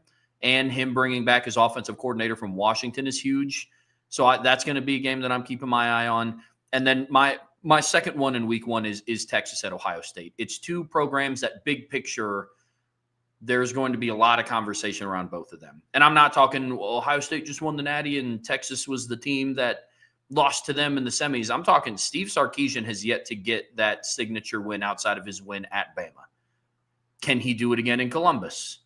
Is Arch Manning really going to be that kid that a lot of people think that he is? Will Steve Sarkisian finally use his running backs? Who knows? Like it's all question. But for Ohio State, is Julian Sayin going to be what now? I'll say this about Julian Sayin. I hope Ohio State fans don't believe in Archer. I don't know if you're in the chat. You seem to kind of be the voice of reason when I do talk about Ohio State's fan base. I'm hoping they're not expecting 2021 CJ Stroud fireworks in their first game for Julian Sayin. I know you have a lot of weapons on offense coming back. Jeremiah Smith alone is enough. But when you have Jeremiah Smith and Carnell Tate and Brandon Inniss, it's going to be impressive. But I'm more interested to see what that defense looks like. They have experience coming back. They have good players coming back, but they lost a lot. I think that's going to be a really fun matchup. So those are my three. A lot of good ones, man. Patrick McGrain with a super chat. Patrick, thank you. Says Corey Minor, Keenan Tatum, and I think that's Burt Berry never talked about. Cowboy collars, bull rings, and visors, baby. Yeah, those are good guys. Corey Minor is a guy that I felt did get talked about at least a lot then. Maybe not so much recently because his career was considered disappointing because some people had him as like the number one overall player. I thought Corey Minor was a really good player at Notre Dame. He just happened to play during an era where Notre Dame wasn't as good as a team. But Corey Minor was really good at Notre Dame. I liked Corey Minor a lot. He was one of those edge rushers with a single-digit number, and you had to be a dude to be that. And he was really good. I like that one. Keenan Tatum is a good one. That's definitely a good one. They had you talk about linebackers from that era. I mean, they had some dudes that could stick back then. You had him, Jimmy Friday, LaRon Cobbins. They had some linebackers back then. Somebody in the chat mentioned Stan Smigala. He rarely gets talked about when you talk about that 1988 team until you get to that USC game. And then obviously you can't not talk about him because he had to pick six. But he's another guy that there. But when you have those championship teams, somebody's going to get overlooked just because there's so many great players when you're a championship team. But yeah, those are some good ones. I did want to answer this one real quick because it's coming up here and this is live right now. But PJC 1122 says, anyone know why Kaiser didn't run the 40 or do other tests? Was he injured? No, it's not injured. You're seeing a lot of those Ohio State, Notre Dame guys. Not all, but a lot of them are opting out of testing and they're doing the workouts. And the reason why is honestly, they haven't even had a month to train for the tests. So normally your season's over by January 1st. You get a good almost 2 months to train for the 40. And obviously, as you get closer to the combine is when you're hitting your peak in your scores. So it makes sense for a lot of those guys whose teams play deep into the playoffs. Like a lot of the Penn State guys aren't testing either because you're not getting a whole lot of time to prepare. So they're doing meetings and then they're doing drill work because you're still in great shape. You still move, but you're not in that quote unquote testing phase. So you'll see Jack do a lot of his testing at the pro day. He'll probably run 40 and do all that kind of stuff at the pro day. That gives him more time to do the training necessary. Because like what people got to understand is when you're testing at the combine, you are literally spending all your time working out to, not literally, I mean, you're spending a majority of your workouts are geared towards performing in those testing numbers, not so much drill work. So I actually think it's smart. Do the drill work now and then do all the testing stuff at the pro day. And then if an NFL team wants to work you out, they can work you out. But that gives these guys like Ohio State guys and it gives the Penn State guys and a lot of these guys more time to get their specific training in for those testing numbers. So it makes total sense. Plus, you got to think too, Jack missed a whole week of in that month, Jack missed another whole week of potential testing by playing in the Senior Bowl. So he'd have like barely a month of actual training for that to be able to do. And so I think it's whoever advised him not to test at the combine, my opinion, gave him good advice because he can test at the pro day. Mm-hmm. If he goes out and runs a 4.5 at Notre Dame's pro day, they're not going to be like, yeah, but you didn't test at the combine. They get it. They understand it. So, yeah, I think it was a smart move. But that's why a lot of the Notre Dame kids aren't testing. Howard Cross did like vertical jump and broad jump. That's it. He didn't run 40. He did drill work. A lot of these guys are going to do I'm curious. I don't know if Xavier's going to – I actually should reach out and ask about that, if Xavier's going to do testing today. Or is it today or is it tomorrow? Tomorrow. If he's going to do testing or not. I don't know the answer to that. I'm going to have to reach out and find somebody. But honestly, for all those guys, I'd say just do drill work. Do interviews and do drill work and test at the pro day. Problem is Notre Dame's got a bit of a slow track, and that could be your only time that you put on. But yeah. I'd rather give my best effort on a slightly slower track than to maybe not have a good time because you're not ready. You're just not quite in that stage of your off-season training. So I know that's a lot of people are asking that, but that's why that happened. Makes sense. Aiden Benami, thoughts on bottom 3 teams in the Big Ten college basketball not making the Big Ten tourney? Pretty wild. That's what they came up with, in my opinion. Yeah, because it's 15 teams make it if they're saying bottom 3. Like there'd still be 15 teams in there, right? So, yeah, I honestly don't care. It's probably smart. I mean, it's probably smart. I mean, look, the reality is, Trev, these things are so dumb. You have 18 teams in the league. Remember when the Big East went all big like that? And you're just like, these are all stupid. Like, there's no point in having leagues that big. And the teams if you're like in the bottom 3 of an 18-team conference, you're pretty freaking terrible, most likely. Like really terrible. And I haven't paid a ton of attention to college basketball this year, so I can't speak specifically to these teams. Like I look at the teams at the bottom, and you've got Washington's 4-13 in league play, Penn State's 5-13 in league play. They're right around 500 overall. And then you've got a 4-way tie with Northwestern, Minnesota, USC, and Iowa, all 6-11. None of somebody's of those teams is gonna break out. Look, one of those teams is gonna fall to third, and none of those teams have a shot to win the league. None of them. So why force an extra game in a short period of time that you don't have to? So I wouldn't. I'd even say have less. I mean, I'd say get rid of the bottom 6. They're not winning it. But, yeah, you had to do something when you brought in 18 freaking teams in your league. The Big Ten plus 8. Remember they used to have the Big Ten plus 1? They'd have that little 1 in the Big Ten. Remember that? How are you going to fit Big Ten plus 8? It's stupid. The SEC is having a crazy year in college basketball right now. They have 8 teams ranked in the top 25. It's nuts. Is it because they're that good, or is it just now the SEC's getting overhyped like in basketball like their football team is? No, they're pretty good. They're pretty good. I mean, Auburn's 26-2, Bama's 23-5, Florida's 24-4, Tennessee's 23-5, Missouri's 21-7, A&M's 20-8. So, yeah, they're also being helped out by the fact that the ACC is not good this year. Yeah, I have noticed that. ACC's had several down years, but see, all of Tennessee's losses are in league. All of Florida's losses are in league. Bama lost 2 out of conference. Auburn, one of their 2 losses is out of conference. 2 of Missouri's 7 losses are out of conference. 2 of A&M's are out of conference. Ole Miss had 1. So yeah, not a ton of out of conference losses from the top teams. Who beat Bama? Oh, they lost to Purdue and Oregon. So they went 0-2 against the Big Ten. Or no, 1-2 against the Big Ten out of conference. The good teams in the Big Ten. I don't count Rutgers. Rutgers sucks. And who beat Auburn? Duke beat Auburn. Okay. Is Duke good this year? Yeah, they're pretty good. Okay.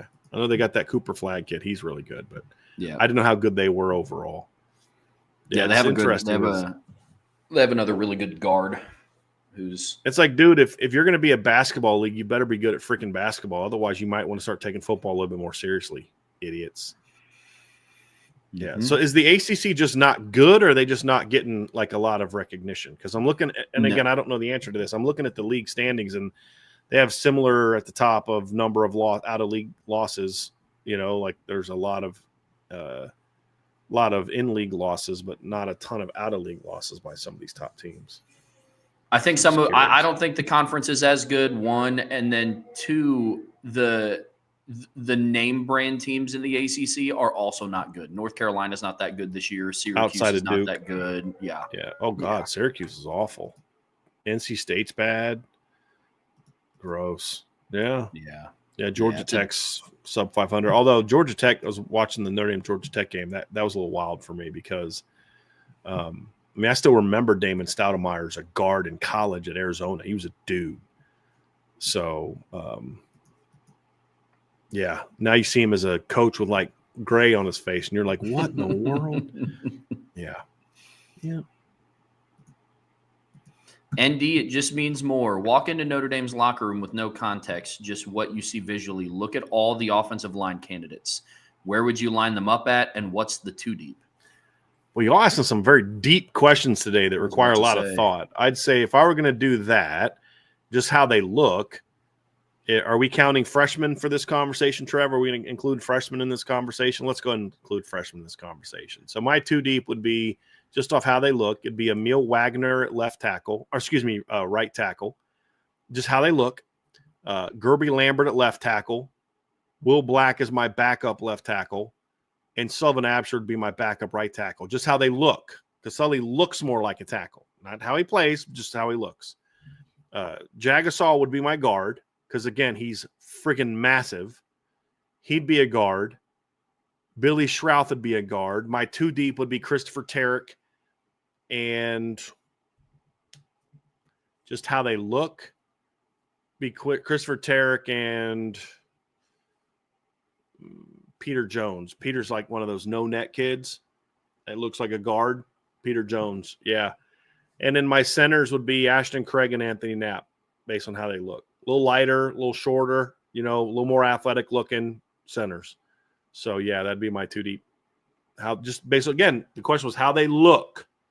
So, like, the reason I put Jagas on at guard because he's a little bit more broad, where those other guys look like longer tackle types. Jagasol looks like a big old massive guard. Yeah, I think he can play tackle at a very high level, but again, this is about how he looks. That's how I'd put him there. Just based on looks, pure looks, I would go Gerby Lambert at left tackle. I would go Will Black at right tackle. I would go Sullivan Absher at right guard. I would go Charles Jagasol left guard and Billy Schrouth at center, just based on looks alone. And then too deep, I would go, gosh. Now I got to think. I would go Knapp at center, Craig at one of the guards.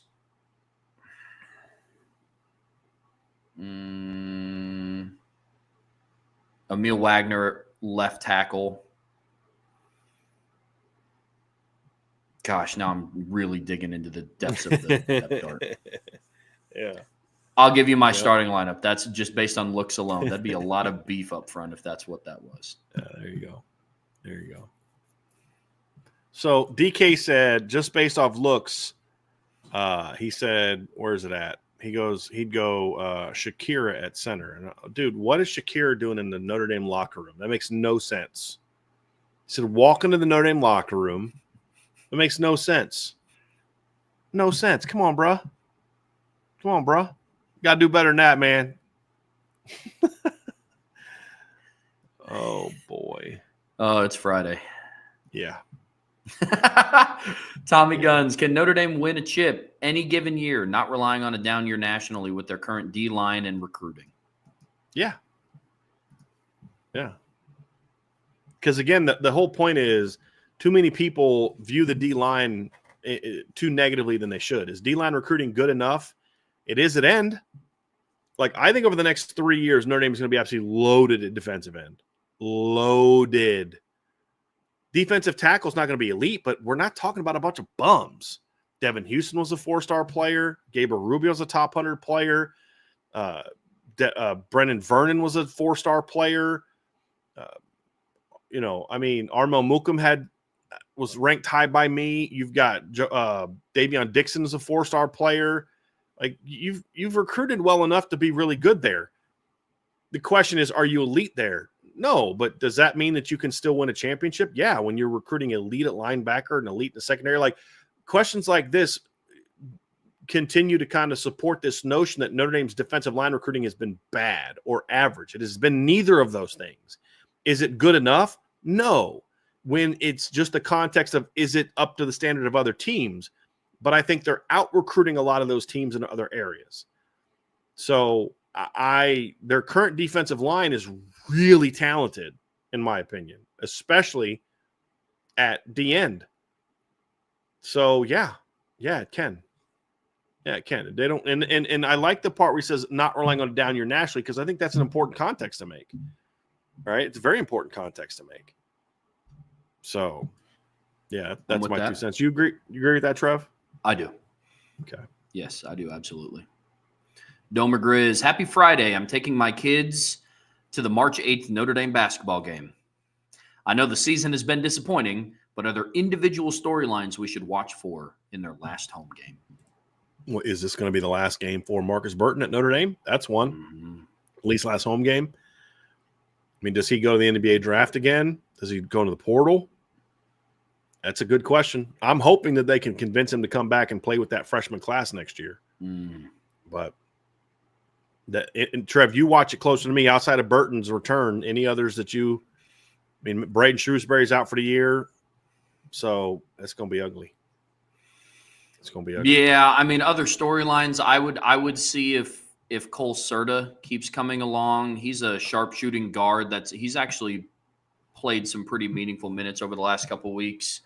I'd pay attention to see if Matt Alaco is good to go. I don't know if they've ruled him out for the year yet. He came back briefly, didn't start a couple games ago, and then he hasn't played much since. Outside of that, Garrett Sundra is another. He's the tallest kid on the team, but he's more of a perimeter threat. Reminds me a lot of Kerry Booth from the 2023-2024 season. Keep an eye on him. Outside of that, just big picture, Domer, storylines, make sure that they're moving the ball on offense. That's kind of my big thing, because a lot of their offensive game plan is first half they ISO Burton, second half they ISO Davis. And that's kind of it. So I would pay attention to those things. But the biggest one, like what Brian said, is see what Marcus Burton's body language is like. It could be his last game in South Bend. Who knows? I hope it's not. I would love to watch him, Sir Muhammad, and Jalen Harrelson kind of triple team the guard spot next year. I think that'd be a lot of fun. But that's what I would look for. Mm-hmm.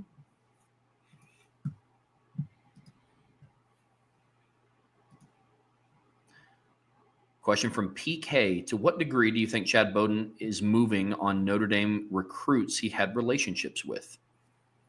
A lot of them he's moving on. I don't know what you mean by to what degree, so I'll just try and answer it as best I understand it is. I do think there's definitely a good number of Notre Dame recruits that Chad is trying to push hard for to get to USC.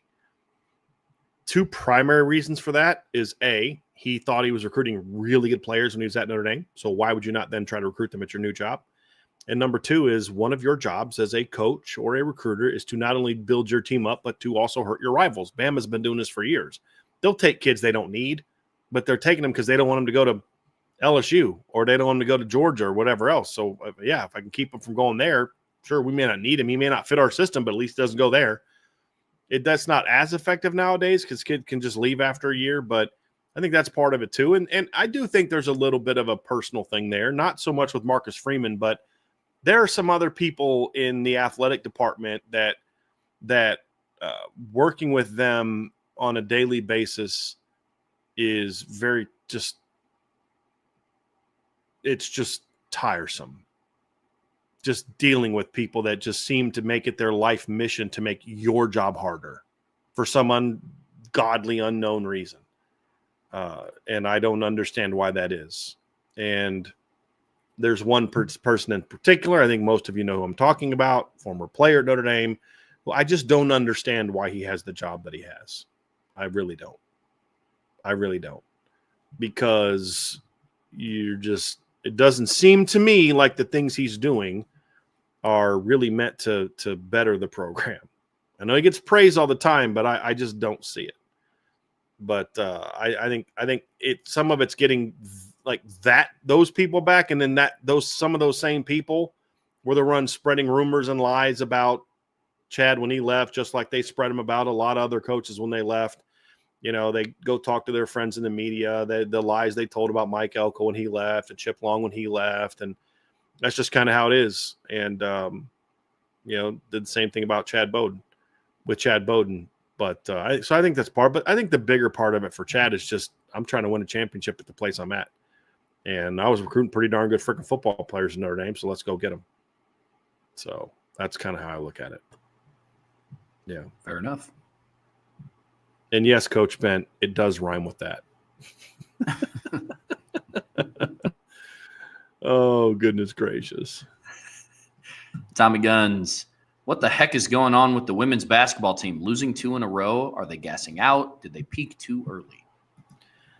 I don't think that it's either one of those, to be completely honest with you, Trev. I've watched several of their recent games. I think, well, if it's either one of those, it's the gassing out thing, because the only criticism that I've had of Coach Ivy this year, and part of it's due to some injuries they've had. You know, you don't have Kylie Watson, and Marisha's been injured a lot this year. KK Bransford's been injured a lot, that has been injured all year. You didn't have Maddie for a while, but like I'm watching some games and like I'm watching the Miami game, and they are just slaughtering Miami. Like the game is over at halftime, Trev. It was like, I think it was something like 38-13 at halftime. And Sonia Citron still played 32 minutes, 32 out of 40 minutes, right? Olivia still played 32 minutes. They did take a little, Hannah only played 20, now played 30, but like, why did she need to play 30? Why couldn't you give a little bit more time to maybe some of your bench players when it's, going into the fourth quarter, it's 38, 56-28. You know what I mean? So I just think at times maybe she plays them a little bit more, but sometimes it's like, what other guards do you have? What other, when there's some people out, I understand that too. But so I think there's a little bit of it, just maybe being a little bit gassed, but I don't think it's anything that I'm overly concerned about, because this happens from time to time. They were playing really good basketball for a long period of time. They played 2 really good teams in a row. And those teams are basically you're number one, and you've got a big kind of bullseye on your chest, and I don't think they handled that very well. I think the thing that I would say, just watching them play, is the offense, the free flowing offense, the aggressiveness has not been there. A lot of standing around, a lot of Hannah trying to do too much. Just a lot of the ball movement that we've seen that's made that team so good hasn't been there the last couple games, and defensively they have been really bad the last couple games. Like the some of the things they were doing defensively out of the zone against Florida State was just like, what are you doing? Like, you can't go for steals there. You can't. You're not closing out on 3-point shooters. You're just really bad defensively, and coach just couldn't get him out of that funk. And so there's just a lot of some of that stuff. So they just haven't been playing their game. That happens. That stuff happens. How they rebound against Louisville is going to be very telling. It's going to be a short turnaround, and then kind of how does the tournament go? How does the ACC tournament go? But I'm not too worried about right now. If they start playing this way going into the tournament, then I might be a little bit more concerned, Trev. But I still think back to sometimes I think how you finish the season can maybe impact, what happens going into the tournament. Are you hot or not? But I remember, what was it, the 2013 Michigan basketball team, right? And that was a team that went to the title game and should have beat Louisville. They got screwed in that game. But if you go back and look at how that season went, and that team, they beat VCU, who was hot. They beat Kansas, number 3 Kansas. They beat Florida. They beat Syracuse. They beat the 5 seed, the 1 seed, the 3 seed, and the 4 seed in the tournament, in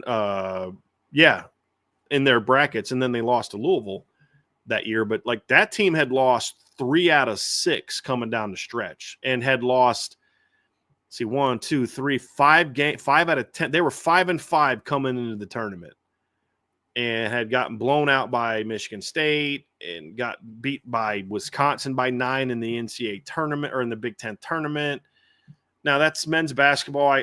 But that team then got hot when the tournament started. You know what I mean? Like they worked South Dakota State, blew out VCU, had a great win over Kansas, blew out Florida, beat Syracuse. And so we'll see. We'll see. But we're going to see the leadership of this team too, Trev, is who gets in that locker room and says, hey, man, we got to fix this. But I'm not worried too much about it. They didn't play well. It happens. Did you watch what happened to South Carolina about a week or so ago against UConn? Mm-hmm. They got annihilated. It happens. Mm-hmm. Everybody, almost every team I've seen play this year, except for maybe UCLA, has a really bad loss. Either getting thumped by a Notre Dame type team or just getting, you know what I mean, or having some bad losses like Notre Dame's had to good teams, but not teams that they should beat them. Yeah.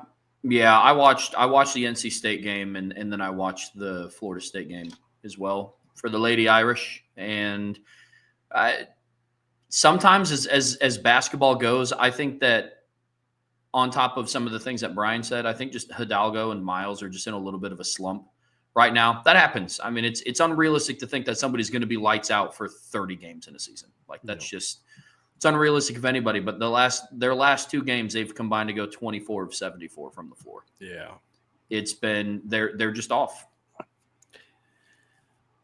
I thought, and I think Hannah, and I don't know if it's pressure of the player of the year or what it is, but she has gotten even more demonstrative reacting to officiating calls. And I remember Caitlin Clark going through that a little bit last year. And I remember that moment during it was early in the tournament, I think is when it was. And the officiating was bad. And she looks up at her dad, and her dad was like, basically like, enough whining about officiating. And then like she settled in and just took off, right? Sometimes you need that. Say, hey, listen, I don't care if it's a bad call or not. Get freaking back on defense, right? That's something a little bit of a coaching thing that she's going to have to learn. She's still, I mean, think about Hannah. She's a freaking sophomore. It's a good chance she's still a teenager. Yeah. That's a lesson you have to learn. It's like, look, chill out on complaint. You complaining about it's not going to make them. That's my job. Let me complain to the officials. You get back on defense. Mm-hmm. And she's the last couple games she's allowed, her and Olivia both, when they're struggling, they try to do too much. They try to take the game over by themselves. And like Hannah it was a 4-on-1 fast break, and she tries and in a pretty key moment, and she tries to take it to the rim instead of dish to her teammate. 2 weeks ago, she flat out makes a great pass and the teammate scores. But because they're struggling, I think she's saying, hey, I'm the leader. I've got to go make this play, and it's hurting her. So that would be my thing. Is there's some growing up that has to do with some young players, and I understand it, but I think they'll be fine.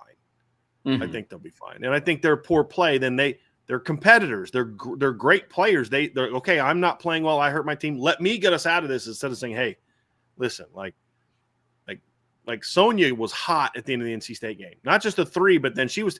Why not get the ball to her more? Right then, the guards start trying to take it over again. They're making mistakes instead of saying, "Hey, Sonia's hot. Let's feed her." And I also want to see the post get used, the offense run through the post a little bit more, which I think they're not doing as much anymore. The last couple games, there's some observations, but they'll be fine. They'll be fine. I'm really not worried about it yet. I'm not. Okay, let's get to. Here's an interesting one. Peter Freibert, will the Shamrock Series be phased out? I don't think completely.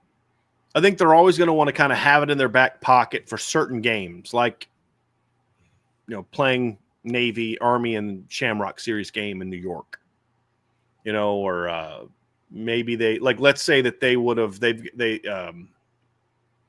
let's say the Stanford game this year was going to happen at home, and they could give it up to go play in the Rose Bowl or something like that, and turn it into a Shamrock game. They can't do that this year. They can't turn it into a Shamrock game this year because it's a road game, so you don't have TV rights to it. But yeah, I think they'll want it in their back pocket. I think the goal was always to get rid of it as an every year thing, and we don't want to. If you're looking from a leadership standpoint, we don't want to sacrifice a home game every year.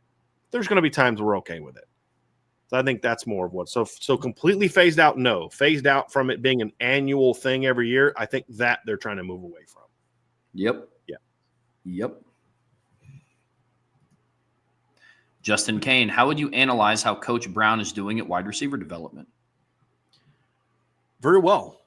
Look, Trev, you and I had some frustrations I during the season.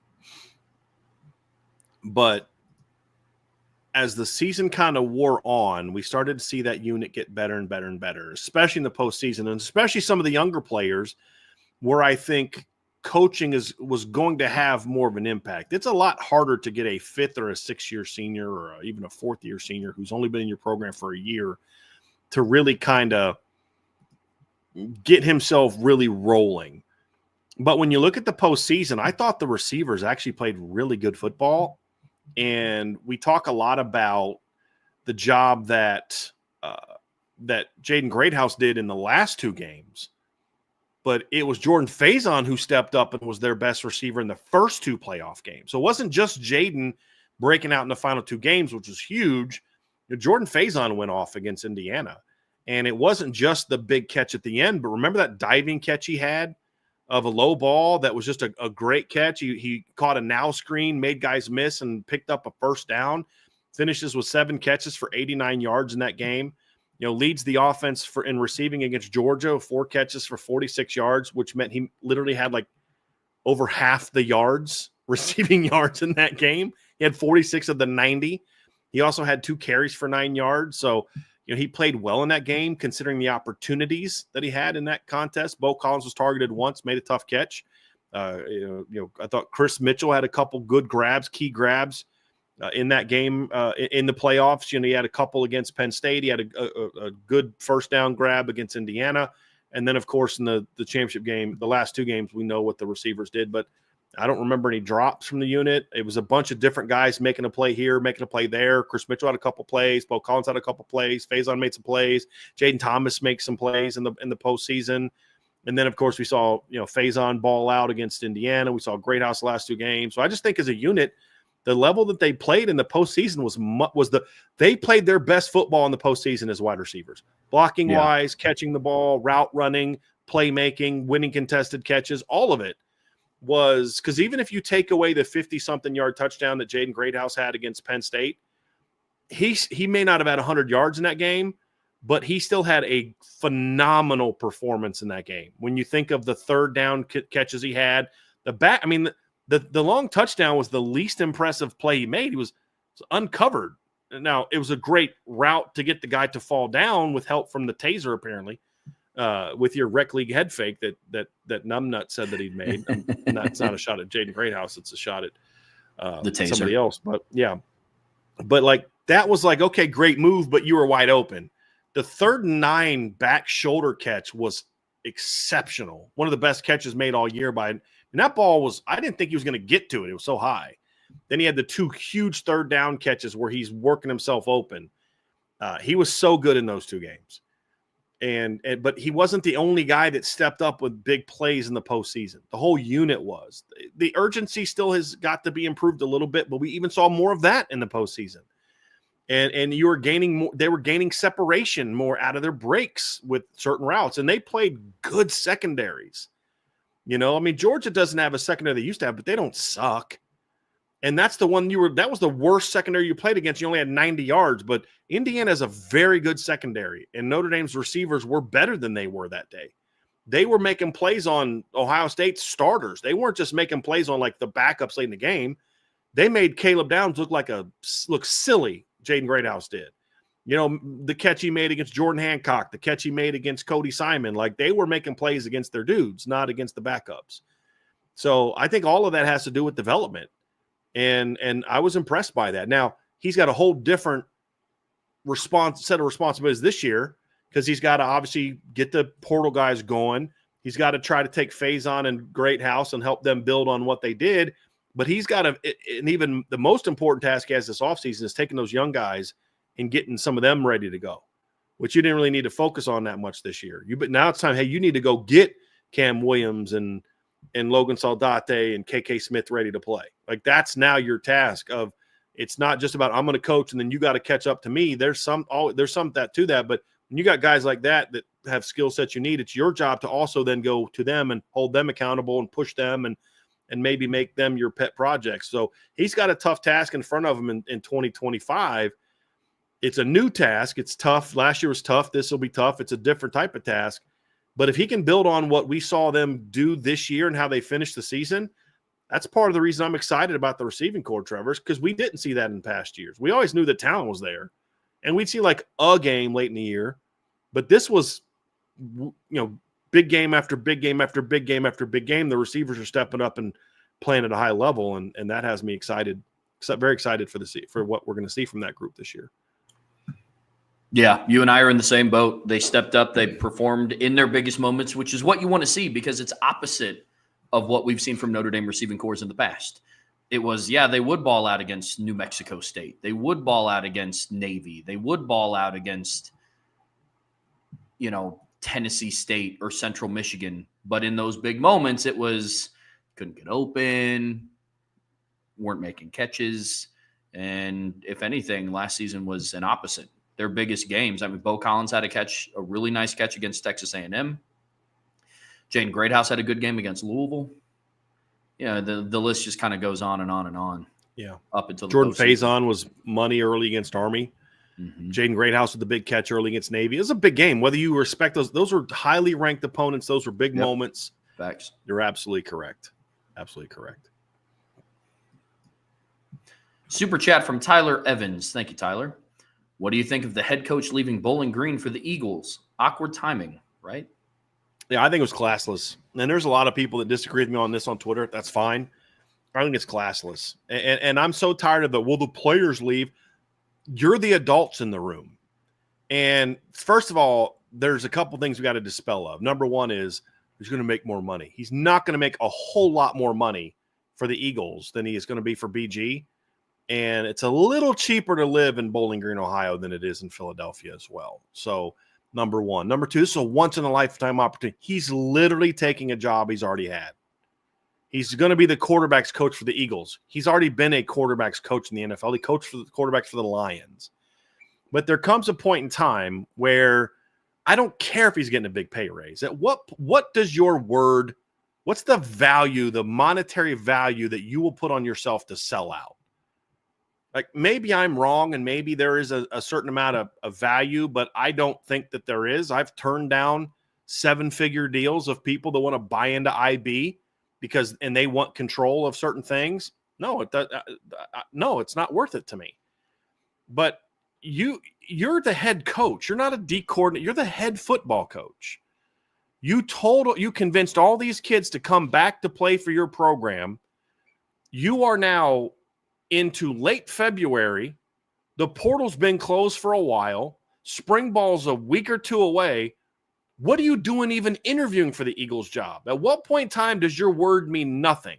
Because if you can be bought, if you're willing to go back on your word for X amount of dollars, then your word means nothing. And so I'm not a fan of coaches leaving at this point in time. But it's more so about head coaches. And that's what's different about this. If an assistant coach leaves, you're the head football coach. And when you leave, it impacts hundreds of people, not just the players, but the coaches. Because what if a new coach comes in and he wants his own staff? That means all your assistant coaches or a big chunk of your assistant coaches and their wives and their kids are all impacted. The receivers coach leaves, nobody else is impacted outside of the kids in that room. That's big, but it's not as big. And so I just feel like it's kind of like your offseason already passed as the head coach. Well, but the Eagles season ended late. Don't care. It's not about their season ending late. It's about your season and where you are. You convince all those kids to come back. You're going through winter workouts. You're the head coach. Portal's closed. You've made a commitment to this team, and you're going to go back on it because I got an opportunity to go coach the NFL. Okay, why didn't you take that before? At what point in time does your word matter?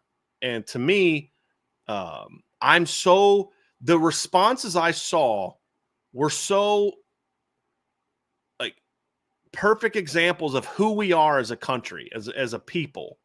Yeah, but it's once in a lifetime. Okay, great.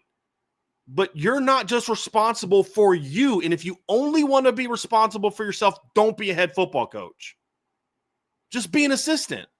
If you don't want to be responsible for the lives of hundreds of people, don't be a head football coach. Because when you become that, your decisions have to be reflected upon what impacts all those people. Yeah, but he's making a lot of money. Okay, cool. So what you're saying is your morals, your ethics, your values, your word means nothing beyond this dollar amount. Hey, my word matters, except when you offer me X amount of dollars, then I'll sell all these people out because that's what's best for me. Bullcrap. I don't accept that. And I don't care that players do it. That's why a big reason why we've justified them doing it is because coaches do crap like this. How can I get mad at the Penn State DN jumping in the portal this late because he's a graduate when a freaking head football coach is going to do it? I can't. So I don't like it. People can disagree. That's fine. I'm not telling you you can't feel what you feel, but I would say if your response is that the amount he's getting paid it means it's okay for him to not be a man of his word, I think there's some soul searching that needs to be done there, because that's a problem in my opinion. That says a lot about who you are when you can say, hey, for this dollar amount, I'll sell out all these people that I allegedly care about so I can become a position coach in the NFL again. Well, what if he doesn't like coaching in college? And he should have freaking made that decision when their season was over with, when there was a better chance for them to go hire somebody that would be good to replace him. When the coaching season, you know what time it is during the year when coaches are moving around. Once school starts and you've committed to that team, you've had all your winter meeting, welcome back stuff. Forget all that. Forget all that. So if there's a price tag to be put on your word, then I'd say that I don't have a lot of respect for you and your character. So you've defined me. You've defined yourself for who you are. And now I know. Now I know Scott Loeffler is someone who can be bought. His word means nothing if you offer enough money. That's what I now know about Scott Loeffler. Sadly, he's not. He's in the majority, I think, of people. Based on the responses I'm seeing on Twitter, I think he's in the majority. A lot of people would be willing to sell out whoever it impacts if it means a lot, if they're going to make enough money. As long as you pay me enough, I don't care. That's just not how I operate. And I'm not a perfect person by any stretch. I'm not sitting on some moral high ground. That's the one thing I was taught as a kid. If your word doesn't mean anything, then I got no use for you. No use for you. I hate the timing. I'll say that. For all the reasons. That's my issue, Trev, by the way. If he'd have left right after the season, no problem. Like, we all coaches leave. Just so we're clear, it's not him leaving BG for the NFL that's my problem. It's the when. It's the when. I hate the timing. I think that's Bush League. To go through and convince everybody to come back. I think in a right setting, and I know this isn't what you were saying. I understand that. But I think in a certain setting, it's okay to put yourself first, but it can't be at the detriment of other people that you already made promises to. And that's why the timing thing for me is just such a big red flag. Yeah. That's where I'm at with that one. And again, him being a head coach makes it different than someone who's just a position coach. Sure. Totally get that. But when you're the head coach, you are responsible for the lives of hundreds of people. Mm-hmm. Hundreds. Not just your players and their families, but your coaches, their families, the administrators, the back office people, the analysts.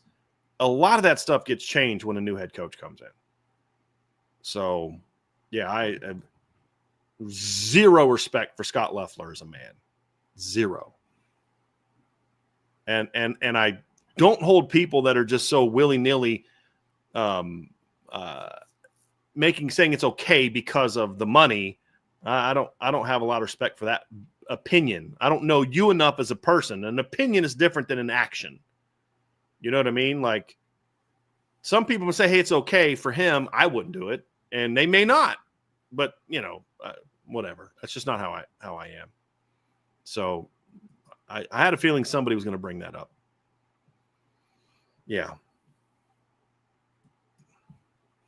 Broke Neck Boy. From each decade of your lifetime, pick the 4 best teams from 80s to the present and have a 14 playoff. Who wins? Well, okay, so I've been a Notre Dame fan now. This is going to sound crazy. I'm now in my 5th decade. 80s, 90s, 2000s, the 10s, and the 20s. I'm now in my 5th decade of Notre Dame fan. So do I got to leave somebody out?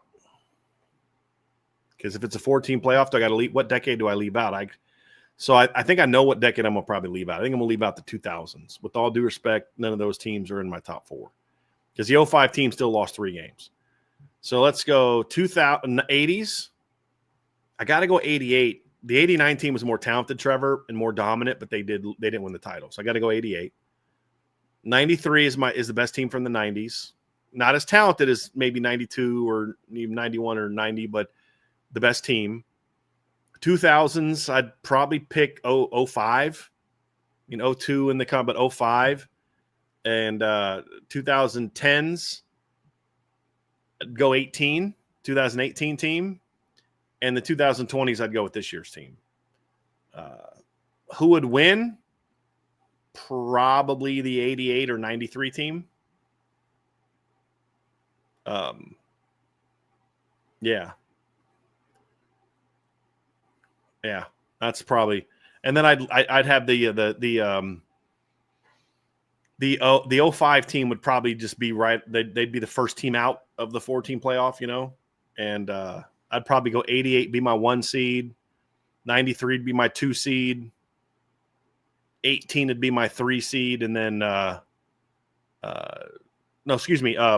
24 would be my 3 seed, and then 18 would be my 4 seed. Is that fair? And push back on that seeding.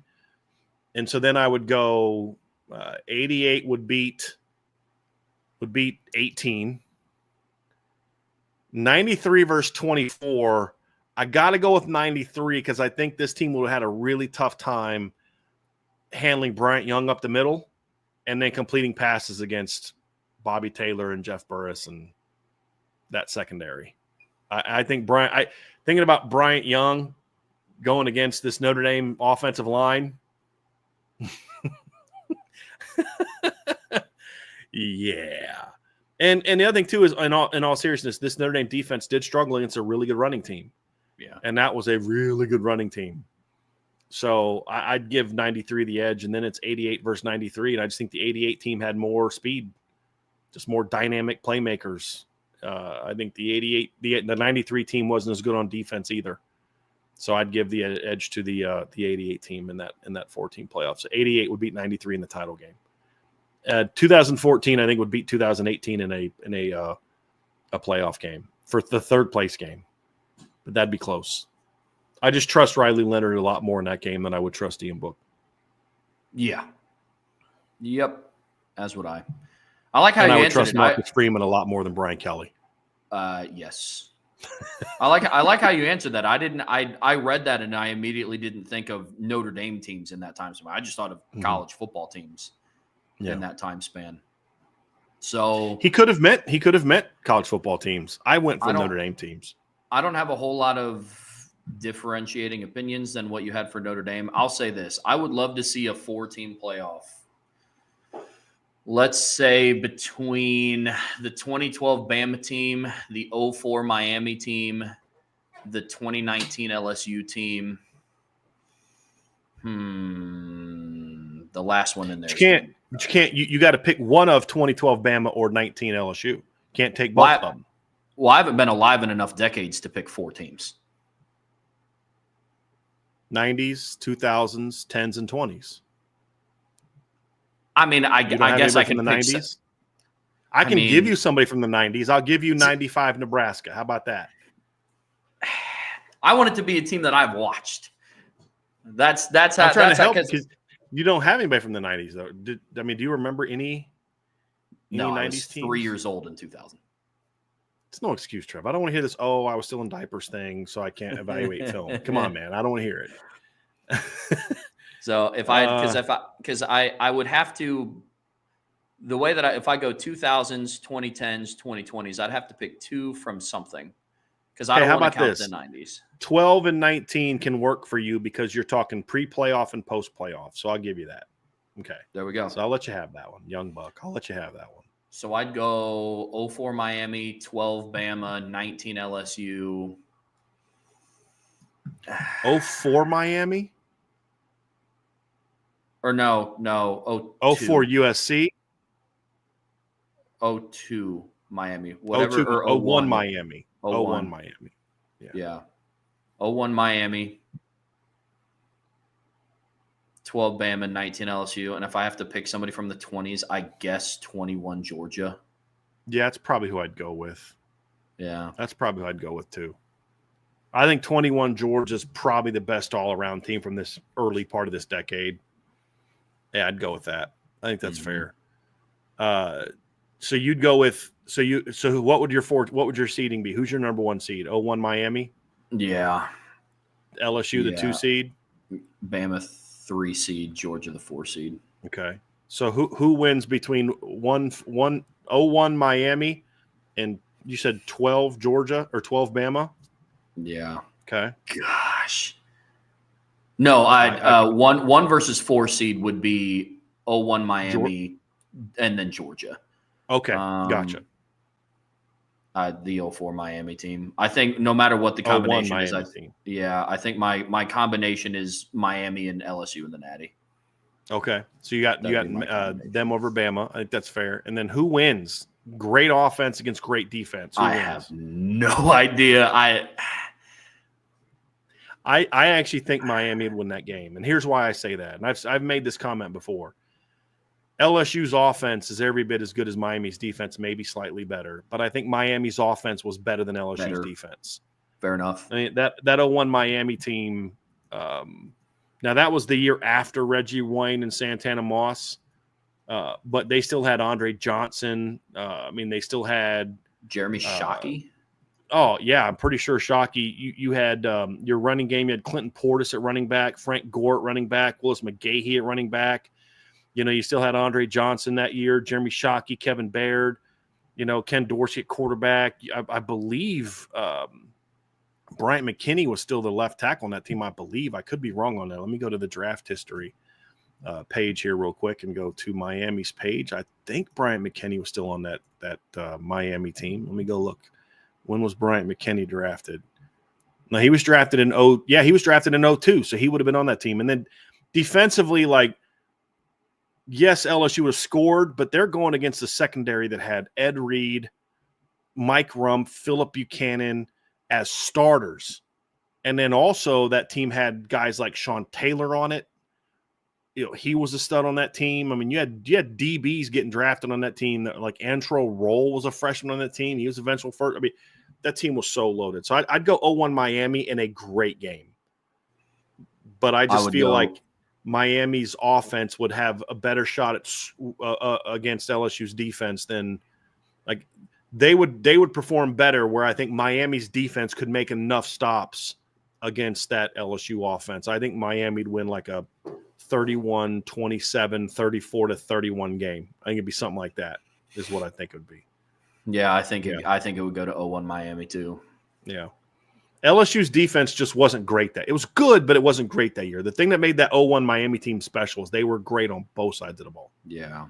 But their defense is what carried them. Yeah. Oh yeah, that LSU 19 team had to score 46 points against Bama to beat them by 5. Yeah. Now, mind you, that was a Bama team with Tua, Najee, Devontae Smith, Jerry Jeudy, Henry Ruggs, and Jalen Waddle. So if there was going to be a Bama offense that puts up 41 points, it would be that team, but they still. Which one? Yeah. The 19 Bama team? 2019 Bama. That game was crazy. But that team didn't even win it all. That's how good LSU was. Yeah. Yeah, that team didn't even play. I think Miami would have now somebody in the thing said depends on the rules, but even in today's rules, if they played in 2021 rules or 2001 rules, Bama has no shot against Miami. None. Because they had to beat the crap out of it. Those were skinny receivers against physical. But if you played in the modern rules, there's a good chance that Ed Reed and Sean Taylor are not making it through a 4-quarter game. One of them's getting knocked out by targeting.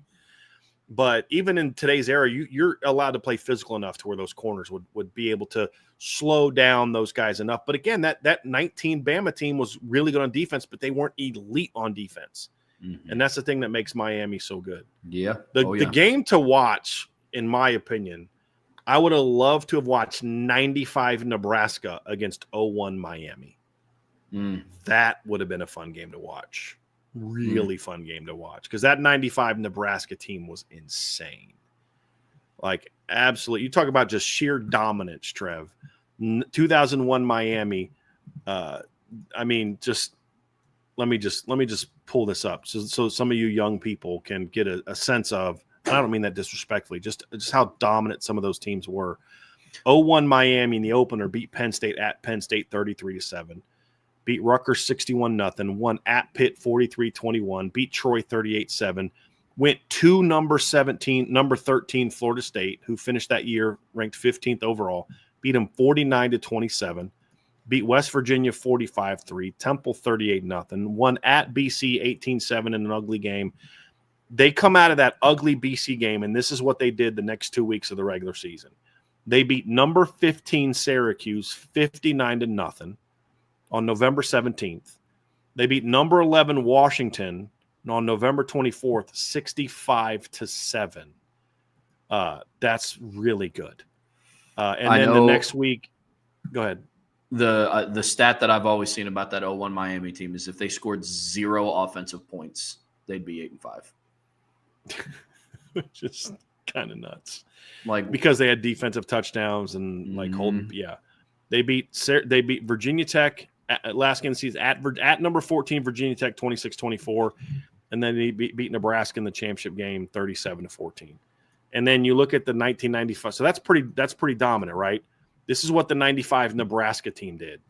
So they beat Oklahoma State 64-21, Michigan State on the road 50-10, Arizona State 77-28, beat Pacific 49-7. Closest game of the year, home against Washington State 35-21, beat Missouri 57-0, beat number 8 K-State 49-25, won at number 7 Colorado 44-21, beat Iowa State 73-14, won at number 10 Kansas 41-3, beat Oklahoma State 37-0. And then in the Fiesta Bowl, beat number 2 Florida 62-24. Those were dominant football teams. I would have loved to have seen that game. Loved to have seen that game. Yeah, that's filthy. Yeah, that'd have been fun to watch. That's absolutely filthy. That'd have been really fun to watch. Yeah. All right, let's get to some more here real quick.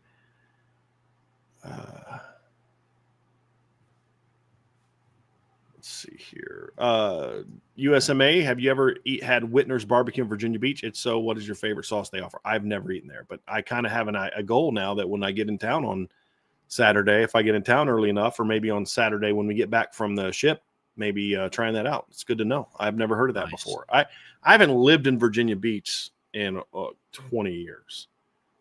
So almost 20 years. And whenever I go back, I always got to go to Captain George's. So I don't experiment a whole lot outside of that. But, yeah. All right. Let's get to a couple more here because we're going to have to end around 4 o'clock so I can hit the road. Yeah. Let's get to this one. Josh Miller. A lot has been said that the Chris Ash hire was not in line with Mickens' timeline, but I believe it's more about Max Bulla's timeline as a defensive coordinator. How do you feel about that? I don't know Max Bulla well enough to know how good of if he's a guy that's on a track for a defensive coordinator role. I just don't know him well enough to have an opinion of that. I can say that people that I do know that know him think he's a really good young football coach. Players wise, parents wise, other coaches wise, he's someone who's held in very high regard. But I just don't personally know enough about his role in game planning and things like that. I've always kind of liked safeties and linebackers being my D coordinators because I think those are the two most thinking man positions on defense. And that's why you see a lot of D coordinators do what? They coach safeties and linebackers. I mean, it's just, you don't see a lot of corners coaches getting D coordinator jobs. There's exceptions. I mean, Aaron Glenn, who was the D coordinator for the Lions, and he's now the head coach of the Jets, he was a corner. Now, I don't know what he coached, but he played corner. But more often than not, a lot of head coaches that are defensive guys and D coordinators are former safeties or former linebackers. So, I mean, a lot of that would track. But I just don't know Coach Bulla well enough personally to know if he is a guy that you should be on that kind of track for. I just don't. But it wouldn't surprise me if he would be a guy that could potentially be on. I mean, he's learned under Nick Saban, Marcus Freeman, and now Golden. That's pretty good. And he learned under Marcus Freeman at Cincinnati, not just at Notre Dame. It's a pretty good pedigree, and I'm a big fan of pedigrees. It's not the end-all, be-all, but it's important. It's helpful, I should say. So I would say that wouldn't shock me. But I don't. But at the end of the day, I don't think Marcus Freeman's decision to hire Chris Ash was about anybody's timeline, other than Marcus Freeman wanted to hire Chris Ash and felt Chris Ash was the best guy for the job. I really think it had to do with that. I don't think it was because Mike Mickens is a year or two away and whatever, or Max Bulla's this or that. I think it was just about Marcus Freeman felt Chris Ash was the right guy for the job. I agree with that 100%. It's an interesting thought, Josh, but the hire was made. What person did Marcus Freeman believe comes in and gives Notre Dame the best chance to make it back to the national championship game? I don't think it was, hey, when Max Bulla might be ready to be a defensive coordinator in 2027, I think Chris Ash can help him get there. It's an interesting thought. Got me thinking, got the wheels turning in my mind for a little bit. But at the end of the day, Marcus Freeman's full goal, I wholeheartedly believe, is bringing a national championship to Notre Dame. And I think that's just year over year, that's just how he's going to process making decisions. He's shown that this offseason. Trevor, I'm gonna ask this one of you because you wrote 2 articles about this. But Ronnie Reeves asks, I know we have players with leadership qualities, but we don't have an abundance of tenured leadership. Is that something this team will be looking for, or will the coaches be providing that?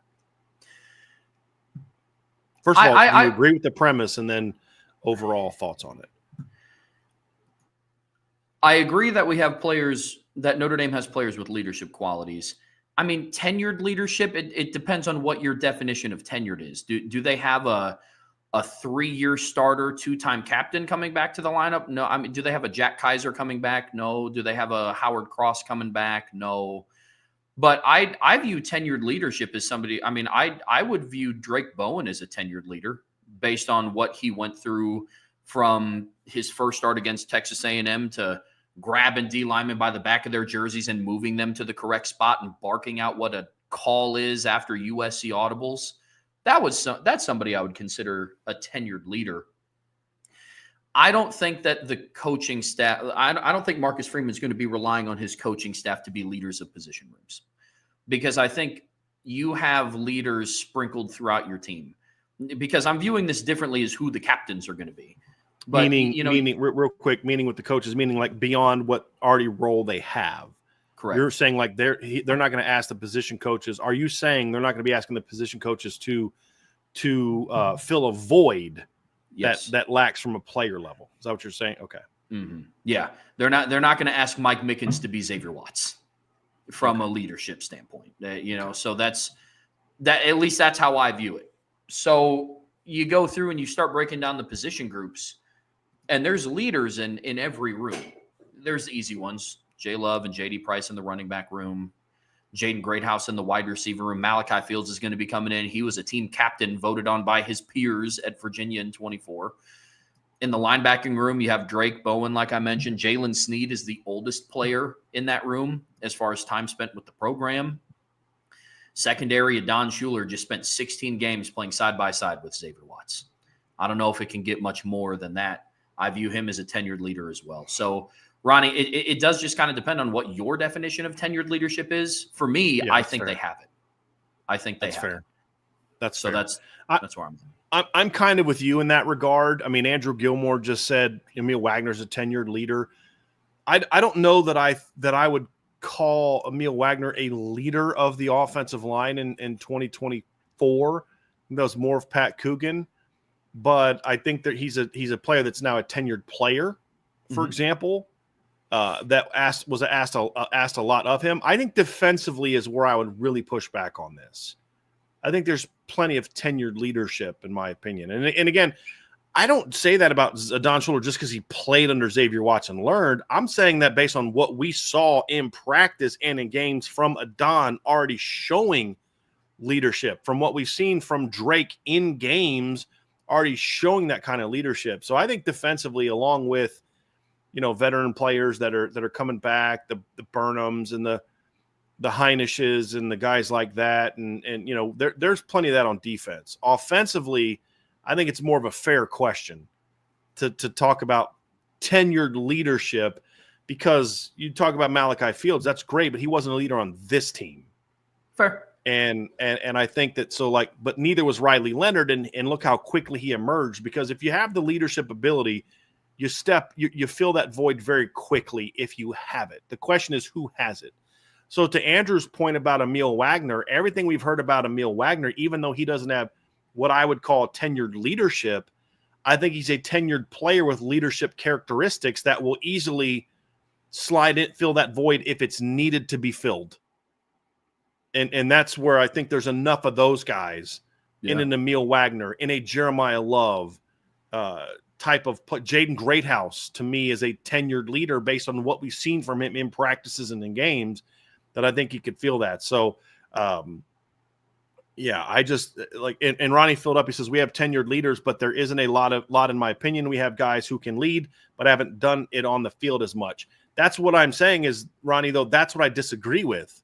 You watch games last year, nobody showed more in-game leadership than Drake Bowen, because he was the Mike linebacker and he took charge of that room. If you look at Don Schuler, he did as much communicating pre-snap as Xavier Watts did. So defensively, Ronnie, I disagree with you. Offensively, I think you have more of a fair point. That's the side of the ball and that's what's going to make your offensive article more interesting, Trev, is because you only had one leader on offense last year, partly because the unit was so young. But I think we saw guys kind of step up and show some leadership this season. But there is a bigger gap between where the offensive quote unquote leaders are and where the defensive leaders are, by the nature of the positions they played. The nature of the position that Drake and Adon play are by nature going to allow them to do more of the leadership things in games than what a Jeremiah Love or a Jaden Greathouse are being asked to do in their positions.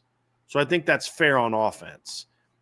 Although I'd still say there's plenty of guys who now have a lot of game experience who can easily slide into that void, like a Jay Love, like a Jaden Greathouse, like an Emil Wagner, maybe a Billy Schrauth, maybe an Eli Raridan, along with bringing in a guy like Malachi Fields, who's been a captain. Yeah, what I said in spoiler alert here for some who haven't read it yet, but what I said in my article was the difference between offense and defense going into this season is defense has more proven vocal leaders. Offense has a lot of leaders by example. Emil Wagner was a leader by example. Stepping in, consistently played for 16 games. Jaden Greathouse, leader by example. In the spring, he was always, first in line at drills. He was the one showing out in spring. Jay Love led by example by just doing what he did every single Saturday, week in and week out. But now they're tasked with, okay, can Jaden Greathouse going into his junior year, with the help of a Will Pauling, a Malachi Fields, start to bring along Cam Williams? Hey, this is what's going to be expected of us. Can he bring along a Scrap Richardson? Can he bring along an Elijah Burris? Same thing with Jeremiah Love. You can continue to lead by example, and you do also still need some of that too. Every single, all 11 starters on offense can all be the rah-rah, bring everybody along with me. Some of it does just have to be, hey, watch me work on Saturdays and watch how I prepare, emulate that to a degree. But Jay Love and J.D. Price, well, hey, Nolan James is coming in. Show him what it means to be a part of this running backs room. Aeneas Williams, I even touched a little bit on him and said, hey, Aeneas could step into the role that Jaden Greathouse had in the wide receiver room in 2024. Because Aeneas came on in the postseason, played in real crucial moments. So there's a lot of that could go around. But offensive leaders were more leaders by example in 24. They need more vocal leaders to start bringing people along with them in 25. That's how I look at it. Really good stuff, Trev. Thank you. Tom Connor, if CJ starts this year, do you see him as a 3-year starter or 2? More so 3.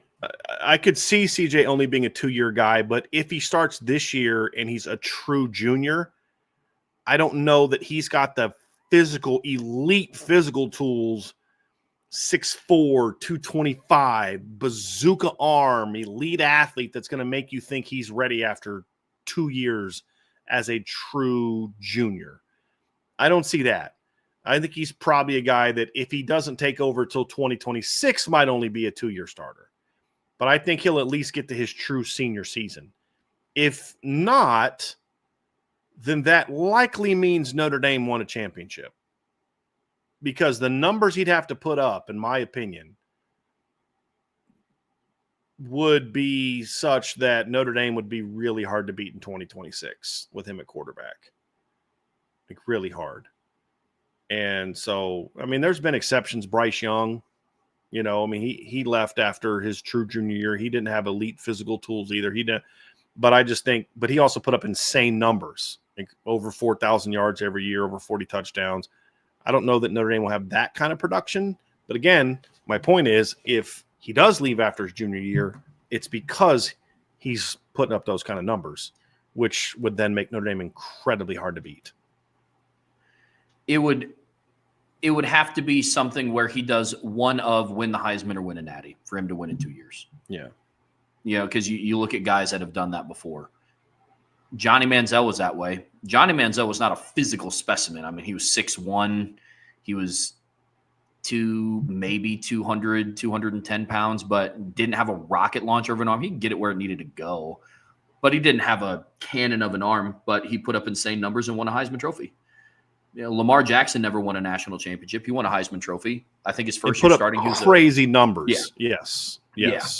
So that's kind of how I look at it. I mean, right. Bryce Young was that way. Here's the thing. Like, when you talk about Lamar Jackson, if Notre Dame starting quarterback in 2025 or 26 throws for 3,500 yards, passes for 30 touchdowns, throws 9 picks, rushes for 1,500 yards and 21 more touchdowns, not only does that guy win the Heisman, Notre Dame was a championship. Because Lamar took a mediocre team and elevated it. This guy would be doing that on an elite team already. Yep. Like, that's the thing. And so, yes, he would probably win the Heisman and they'd probably win a championship. That would be my thing. And that's what it would take for him to be a pure 3-year guy that leaves for the draft. That would be my thoughts on that. So,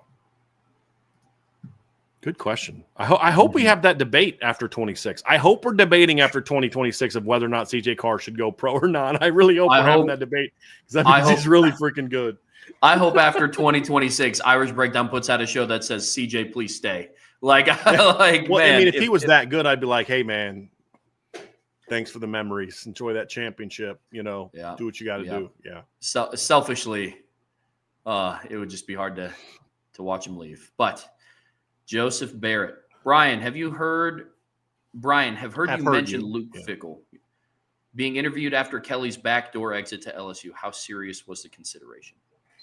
They were serious considerations. I mean, I know Notre Dame was interested in Luke Fickell. They didn't just interview him as a token to interview X number of people. I mean, I do know that there was interest in him. Some people liked him even more than others. I knew that Jack Swarbrick had some interest in him. There's no doubt about that. What I have always pushed back on is this notion that he was the guy that they wanted, that he was the guy that, had they not been in the playoff, they would have otherwise hired. And I think that's utter nonsense. Anyone that thinks after everything Jack Swarbrick did during his tenure that he would simply pass on the coach he wants just because he had to wait a few extra weeks to get him because of the playoffs, you're out of your mind, in my opinion, if you think that's the only reason that they didn't hire him. Marcus Freeman is always the guy that I think Jack Swarbrick wanted to hire. That's just what I've been told by a lot of sources for the 2 years the 2 years that Marcus Freeman was kind of part of the conversation, meaning the offseason when he was hired as DC, and then the offseason he was hired as head coach. So that's only a year span, but it's 2 years of 2 seasons, I guess is what is a better way of saying it. And the only concern that I was told Jack Swarbrick had was he thought Marcus Freeman was going to replace Brian Kelly. He didn't think it was going to happen after 1 year. And there was concerns about this guy's been at the Power 5 level for 1 year as a coordinator. Is he ready to be a head coach now? It was a timing thing.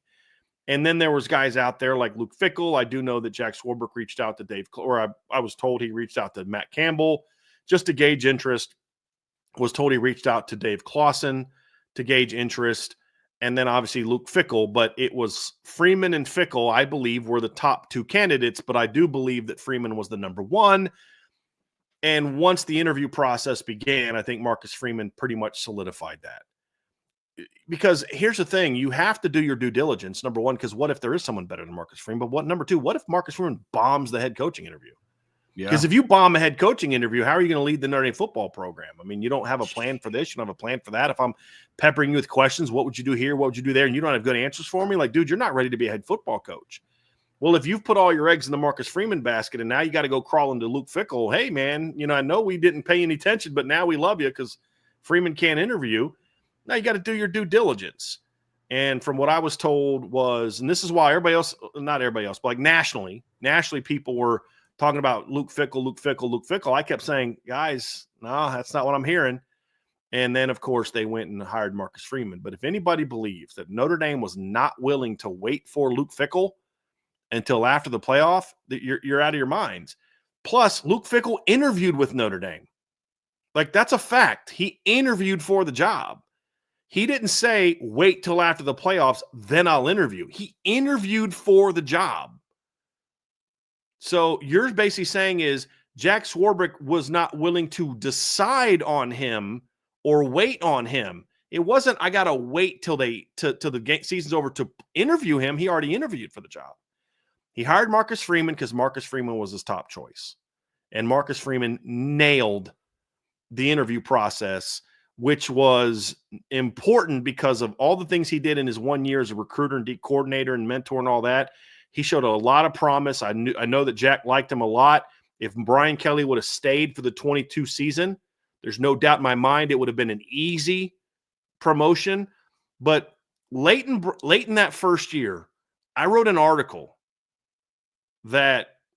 so just full disclosure, I actually called Marcus Freeman. It's one of the few times I've ever talked to him and said, hey, coach, are you okay with me writing this? Because I didn't want to create any issues. And he's like, do what you got to do. I don't have any issue. I didn't tell him what I was going to write. I said, look, I want to write an article that basically says, when that time comes, you need to be the next head football coach of Notre Dame. This is why he was still D coordinator. And, I don't know that he was super comfortable with it, but he wasn't going to tell me not to. Because sometimes, and the reason I asked is because I don't want to write an article that's going to create problems for you in your own workplace. Meaning like, Brian Kelly walks in and he's all upset and all this kind of stuff. So he didn't ask me to write it. I didn't know Marcus Freeman very well. I still don't know Marcus Freeman all that well. Other than just sort of like, I think there's a mutual respect there because of the coaching background. I mean, and so the conversations that we have had have gone very well because we can talk football. I think that's about it as far as our relationship. We're not like friends. We don't hang out. We don't call. We don't text. I don't have his current number. All that kind of stuff. But it was just, that was my opinion of it. And that was at the end of the 2021 season before Brian Kelly left. Well, I didn't write that just because I felt that way. I also had an inkling from people I talked to inside the building that that's kind of where Jack was eventually going to go with things. But that was more of a name him head coach and waiting article. So that way you keep him there. But because I'm thinking down the road after 22 or 23, when you had him as D coordinator for 2 to 3 years, then you make the move. I didn't have an inkling at that time that Brian Kelly was about to leave in a few weeks. That's where I was a little bit caught off guard. And some people knew, I didn't. So I think that's the only reason it wasn't an immediate, oh, of course Marcus is the next guy. Because I think there was a question of, is 1 year enough? But I think they also realized that if you don't do it now, the odds of you keeping him as a coordinator by hiring Luke Fickell or anyone else are probably not high. And so it just made sense to make that move then. But Luke Fickell was a serious candidate, but he was never the top candidate according to all the sources I have in Jack Swarbrick's eyes. So good question. There we go. Jeepin' for Irish. With Coach Sider making the comment that it is hard to get more than 4 guys ready, does that mean we likely won't see much of Payne going forward? Would think that Williams and Young would be 3 and 4. I mean, I think Payne is going to be in a competition with Young for that number 4 spot and potentially for the number 3 spot. I mean, look, I think Aeneas Williams is going to be the number 3 running back, but I don't think it's a given that it's just going to be the same exact order it was last year. I don't think that's a given. There's a chance that Kedron Young or Jabron Payne could be the number 3 running back, but Aeneas Williams is the 3rd down running back. That's not the same thing, meaning if you need a back on 1st or 2nd down, it's not a given that it's going to be Aeneas Williams after the first 2. It could be Kedron. And I think there's a chance it could be Kedron. And that way Aeneas just keeps his role in that 2-minute 3rd down pass type of situation. So that could happen, or it could be a guy like Kedron in that role. But Jabron will get a chance to get his spot back. Mm-hmm. There's no doubt. He's a good football player. Unfortunately for him, I just think some guys that are even more talented than him got a whole year to work while he was sitting out. That's the unfortunate thing for him. But Jabron Payne's a good football player. There's no doubt about it. Agreed.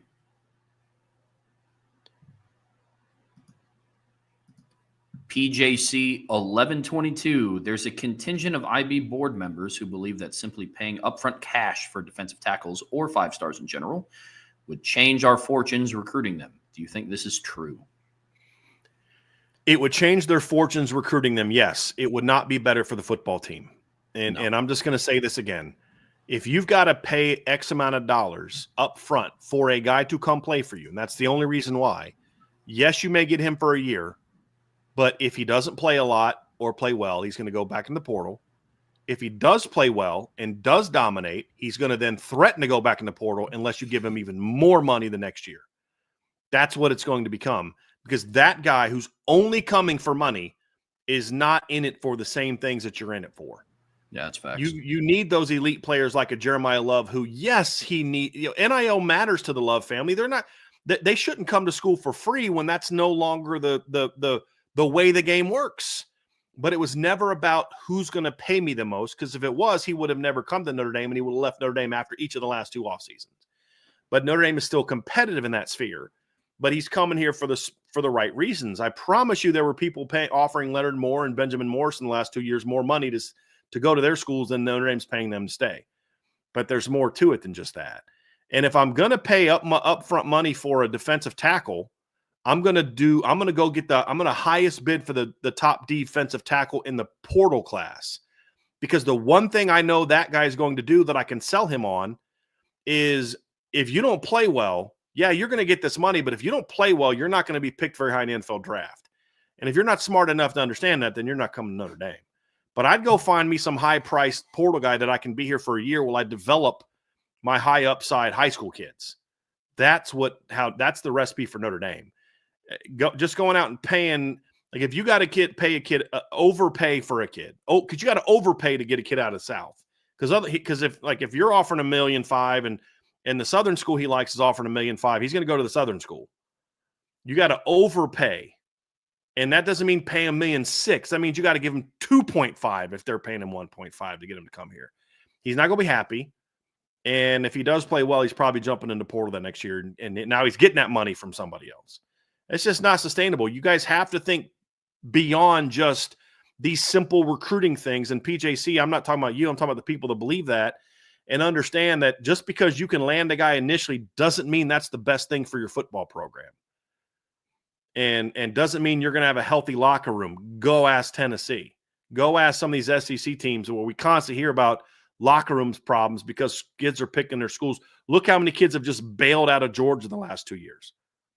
Why? Because they picked Georgia because Georgia paid them the most. And then look what happened. Why did Damon Wilson pick Georgia over Ohio State? They bought him, meaning Ohio State wasn't willing to just pay him whatever to beat Georgia. So he goes to Georgia. What does he do after 2 years? He transfers to Missouri for even more money. Missouri. He was going to step in. He was the next in line to be that next elite pass rusher Georgia, but Missouri paid him because that's his mentality. I want to go where they're going to pay me a ton of money. You're not going to keep guys like that for very long, especially if things aren't going perfectly for them. You're just not going to win that way. If you need to pay that kind of money, go get a portal guy who's got to be bought in for that 1 year. Otherwise, his future's on the line. I'd rather see that money go there. Super chat from Bobby Jesus Follower Reeves. Thank you for the super chat, Bobby. Thoughts on Howard Cross being asked to work out as a fullback at the combine? Any chance that if you're a borderline prospect, meaning like you're most likely a day 3 pick, anything you can do to separate yourself and show that, hey, I'll do whatever you need me to do, you do. Yep. My only thing is I would not want to go. If I was him, if a team's like, hey, look, we want to convert you to full-time fullback, I'm like, well, look, if you draft me high enough, I'll do that. If you want to draft me in the 3rd round, pay me 3rd round money, and no one else is going to pay me in the 3rd round money to be a D tackle, then sure. But I'd say, look, coach, draft me and I'm a D tackle and I'll do this in short yardage goal line situations. Sure.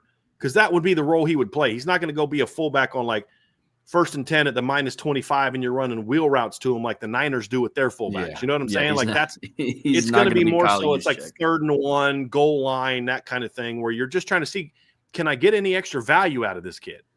Yeah, he's a D tackle, but can we put him here? That's how I would see it. I don't see him as a guy that would necessarily be able to go play fullback full time, but I also have learned with Howard Cross that it's probably not a good idea to bet against him in that regard. Yeah, I mean, he would definitely be more of a Patrick Ricard for the Ravens than he would be a Kyle Juszczyk for the 49ers. He'd be lead blocker type. He would not be – they wouldn't be running him screens. That would be something, though. Man.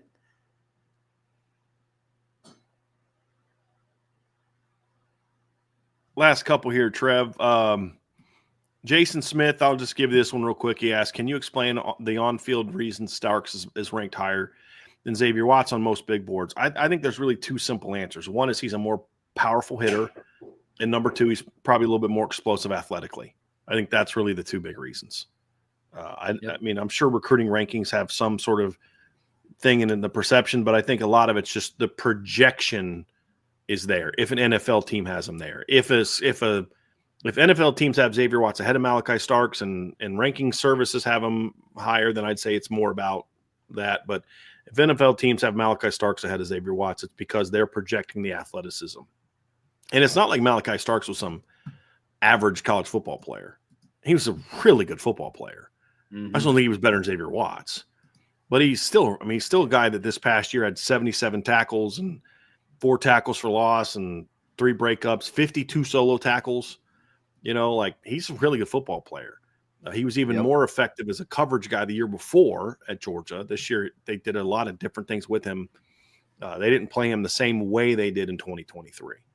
I think that hurt his overall play, helped his production in certain areas, but hurt his overall play. He was a much better player in 2023 than he was 2024. 2023, he was a better player than Xavier Watson in a lot of areas. 2024, he was not. So that's why I think that is. He's also a touch bigger. Malachi Starks is like 6'1". Yeah, a little taller, a little thicker, and a little stronger. Yep. Mm-hmm. Mark Avalone, if Miami and Florida State get back to the dominance they showed in the 90s, along with Clemson and Notre Dame performing well, what would happen to leverage Big Ten and SEC are wielding today with the networks and the college football playoffs? Those things alone would mean nothing. Like, this is not about on-field performance. The only way that would matter is if that resulted in huge jumps in TV viewership. Mm-hmm. That's what it would mean. I don't think this is all about TV money. This isn't about the Big Ten and the SEC are the 2 best leagues, because the Big Ten has not been the best league in a while.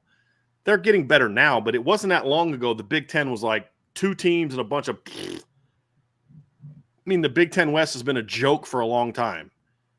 And the Big Ten still is that to a degree. I mean, you could argue that the best teams are coming in out of the Big Ten the last 2 years, obviously, because they won the last 2 titles, but the depth of the league is still kind of average. So that would be kind of my thing is it's about TV money, and the ACC is just not a great market for college athletics, especially football. Just isn't. So if that changes and all of a sudden the dominance on the field results in big TV ratings, then sure, we could see them have some of that for the next round of talks in the 30s. Because the reality is the deal's already been done with ESPN for the 26 playoff in regard to the SEC and Big Ten have more control over what's done than the ACC.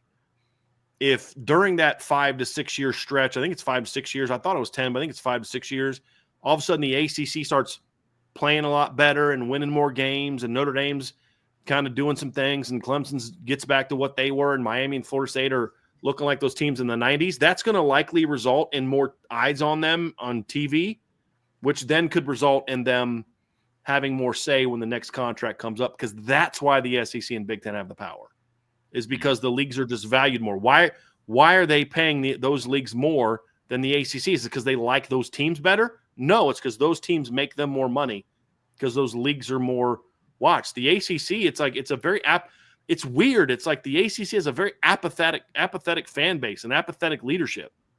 It's like if you're going to be a basketball conference, then why aren't you committing more to being dominant in basketball? You know, and so you might as well lean into football more. And I just think the leadership in the ACC has been very sketchy. I haven't been overly impressed with Jim Phillips so far. He doesn't show me a whole lot of like he gets it type of thing. He's like an athletic director of an Ivy League school trying to run a conference that's competing against teams that don't give a crap about that. So it's weird, but yeah. Thoughts on that, Trev? I'm in the same boat as you are. Nothing too different. It all goes back to money. And that's what would change it. I mean, we've seen that before. I mean, the Big Ten and the SEC have kind of been building this up to become the two power conferences back in a time when Clemson was winning national championships. Back when Florida State, people forget, 2 years ago went 13-1 and was held out of the playoffs. Miami, little bit of a different story there. They've been up and down, mostly somewhere in the middle over the last decade or so. But it all comes down to TV revenue money. Yeah, and that's a big market, but Miami's more of a pro sports town. Yeah. They've always had a very fickle fan base. Like they loved the Hurricanes back in the 80s and 90s, but as soon as they stopped being good, they just kind of moved on to the Dolphins and the Heat and everything. You know what I mean? It's almost kind of like they have more in common as a fan base with like West Coast markets than they do the rest of the SEC. Yep. I agree with that. Nicholas Grosh, did Mitch Evans improve his draft stock with his play? No, not this year. No, he didn't. I mean, he didn't. He wasn't not during the season. Now, I have read from some people that he looked really good at was it the Shrine? Was he at? He wasn't at the Senior Bowl. I think he was at the Shrine Bowl. Yep. I heard he looked really good in one-on-ones and all those type of things, and that's great. So you know that would help him a little bit, and then you can just say, look, he was banged up, he was injured, and he should get a lot of credit for answering the bell every game this year. I mean that's the one thing I'll give Mitchell Evans credit for is this is the 1 year he showed he can be healthy, so that helps him in regard to how he's viewed in the league, and he had at least enough moments where you can say, hey, look, you know, he did enough things. He had a big catch against Ohio State over the middle. He had the big catch against Penn State and all that, but overall, his play on the field to me did not help him. And Trevor, I think the biggest thing too is he's not athletic enough to be a pass-only weapon in the NFL. And the way he blocks is he's kind of got to be a pass-only guy in the NFL. And which is funny because that wasn't how he played earlier in his career. Yeah, Mitch Evans to me is like he had some really good moments, especially before his knee injury. But if I was an NFL evaluator, he's kind of one of those jack of all trades, master of none, somebody that you would like to have on your team. But it's just, he would have to be an elite pass catcher to get drafted, which he himself has good hands. He's shown that he can make contested catches, but he's not overly fast. He doesn't do a whole lot in the open field. It's that I actually somewhat disagree with. I think in the past he's shown that ability a little bit more. Because he's got that weird athleticism. He didn't do that this year. That's why I think this year hurt him. But I think last year he did. He had some catch and run ability last year. But your point about him not being explosive enough athletically, that tracks. He did not show any burst this year. He did not show great separation abilities. His ball skills are exceptional. mm-hmm. There's no doubt about that. The ball skills are outstanding. They really are. ICURN with Irish luck. Could you see either Kenny or CJ losing the battle and transferring, becoming a Joe Burrow? No. I don't see anybody becoming a Joe Burrow, just like I didn't see Joe Burrow becoming a Joe Burrow. That's an expectation that I never. I mean, that's arguably the greatest season we've ever seen from a college quarterback. Yeah. I don't know what's better. I would make the argument that it is. Okay. 100%. Agree. So now, could I see – I said this, and I'll say this. I don't want to get into who transfers or not or whatever, but I'll say this. I think C.J. Carr, Steve Angeli, and Kenny Minchie are all Power Fives caliber quarterbacks on good football teams. And whatever that means, whether they're starting at Notre Dame or they choose to leave and start somewhere else, that I'm not going to get into because I don't know, and I don't want to start projecting onto these young men that they will or won't leave. All I will say is this. Notre Dame has – this goes back to one of the earliest questions we had about my confidence in the quarterback room. These are all Power 5 starting quarterbacks on good football teams. The only question that I have about C.J. Carr and Kenny Minchie and like Steve Angeli, and more so Steve than the other two, is are they championship caliber quarterbacks from a tools and an intangible standpoint? With Steve, I see the championship caliber intangibles. With Kenny and CJ, I see championship caliber tools. And so that's where my confidence comes from. But all these kids, if they start at quarterback this year, I said Notre Dame is a 10-2 or better team no matter who starts at quarterback this year. Don't care. Steve Angeli's not going to take over and go 8-4. Drew Pine went 8-2, and Steve Angeli's a much more talented quarterback than Drew Pine was. And he went 8-2 with a team not as good as this one. Like I think all these three kids could conceivably lead them to an undefeated regular season against the schedule they face.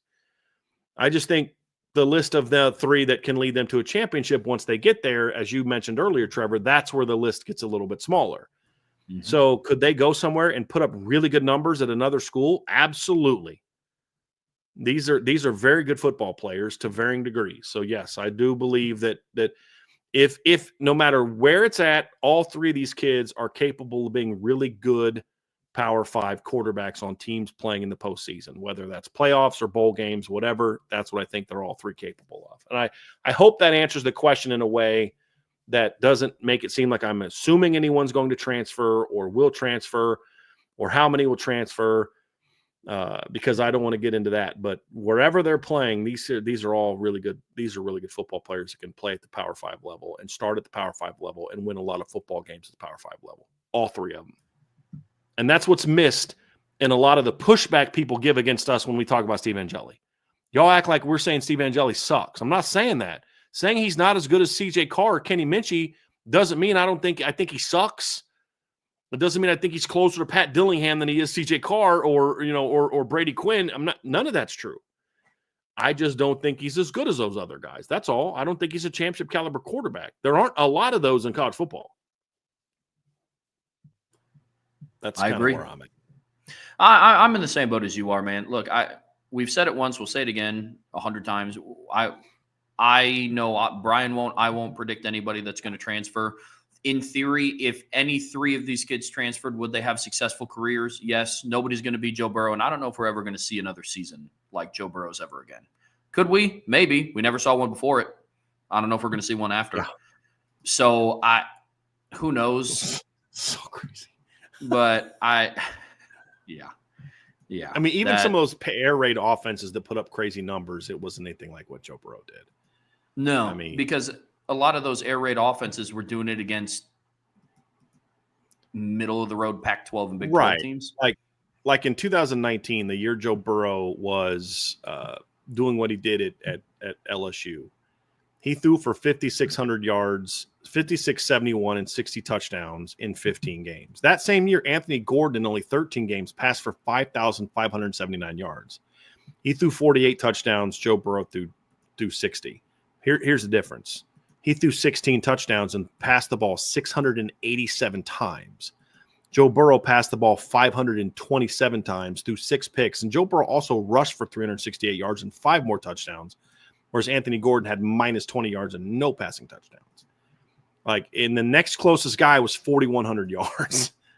The leader in 2020 was 4,500 yards.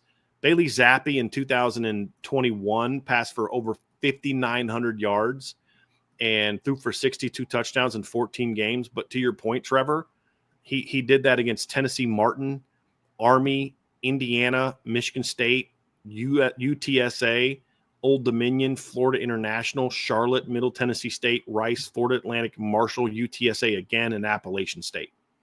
What would Joe Burrow's numbers have been if he'd have played against those teams? Right, and again, Bailey Zappi that year threw 686 passes compared to just 527 for Joe Burrow.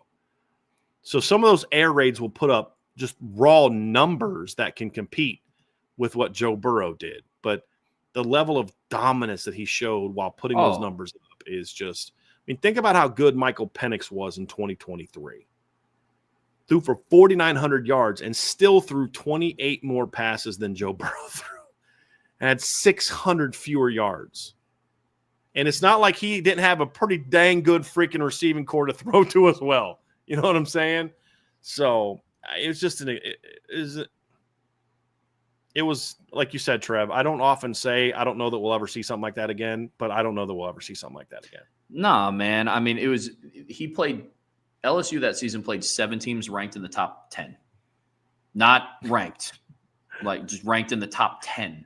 And look what he did against them. I know. In those games, the least amount of yards that he threw for was 293, 3 touchdowns, no picks, rushed for 43 yards, went 21 of 24. That was against Florida. Yeah. It went 21 of 24 for 293 yards. In a game they won convincingly, which is why he didn't pass as much late. Yeah. Against number 8 Alabama, he went 31 of 39 for 391 yards and 3 touchdowns passing. Also rushed for 64 yards. Against number 4 Georgia in the SEC title game, he went 28 of 38 for 349 yards, 4 touchdowns. In the game they blew Georgia out, he rushed for 41 yards. In the college football playoff game, in the game he only played a half. He went 29 of 39 for 493 yards and 7 touchdowns, no picks, and also rushed for 21 yards and a touchdown. And then the national title game against a really good Clemson defense, he went 31 of 49 for 463 yards, 5 touchdowns, no picks, and he ran for 58 yards and a touchdown with Trevor Lawrence on the other side of the field. Like, to your point, Trevor, that's not doing that against UTSA. No. Against Texas, remember the shootout with Sam Ehlinger, he went 31 of 39 for 471 yards and a touchdown. Like, he was really, really, really, really, really, really good. Yeah. Really good. Yeah. I mean, that he was special. Yeah. Might not ever see anything like it again. It's crazy. Yep. Agree. And I don't often feel that way, but about that one I do. Mark Avalone with Nebraska canceling their 2026 and 2027 games with Tennessee. Should Notre Dame try and get a home and home with Tennessee for those years? Let me look up Notre Dame's schedule real quick. Give me a second.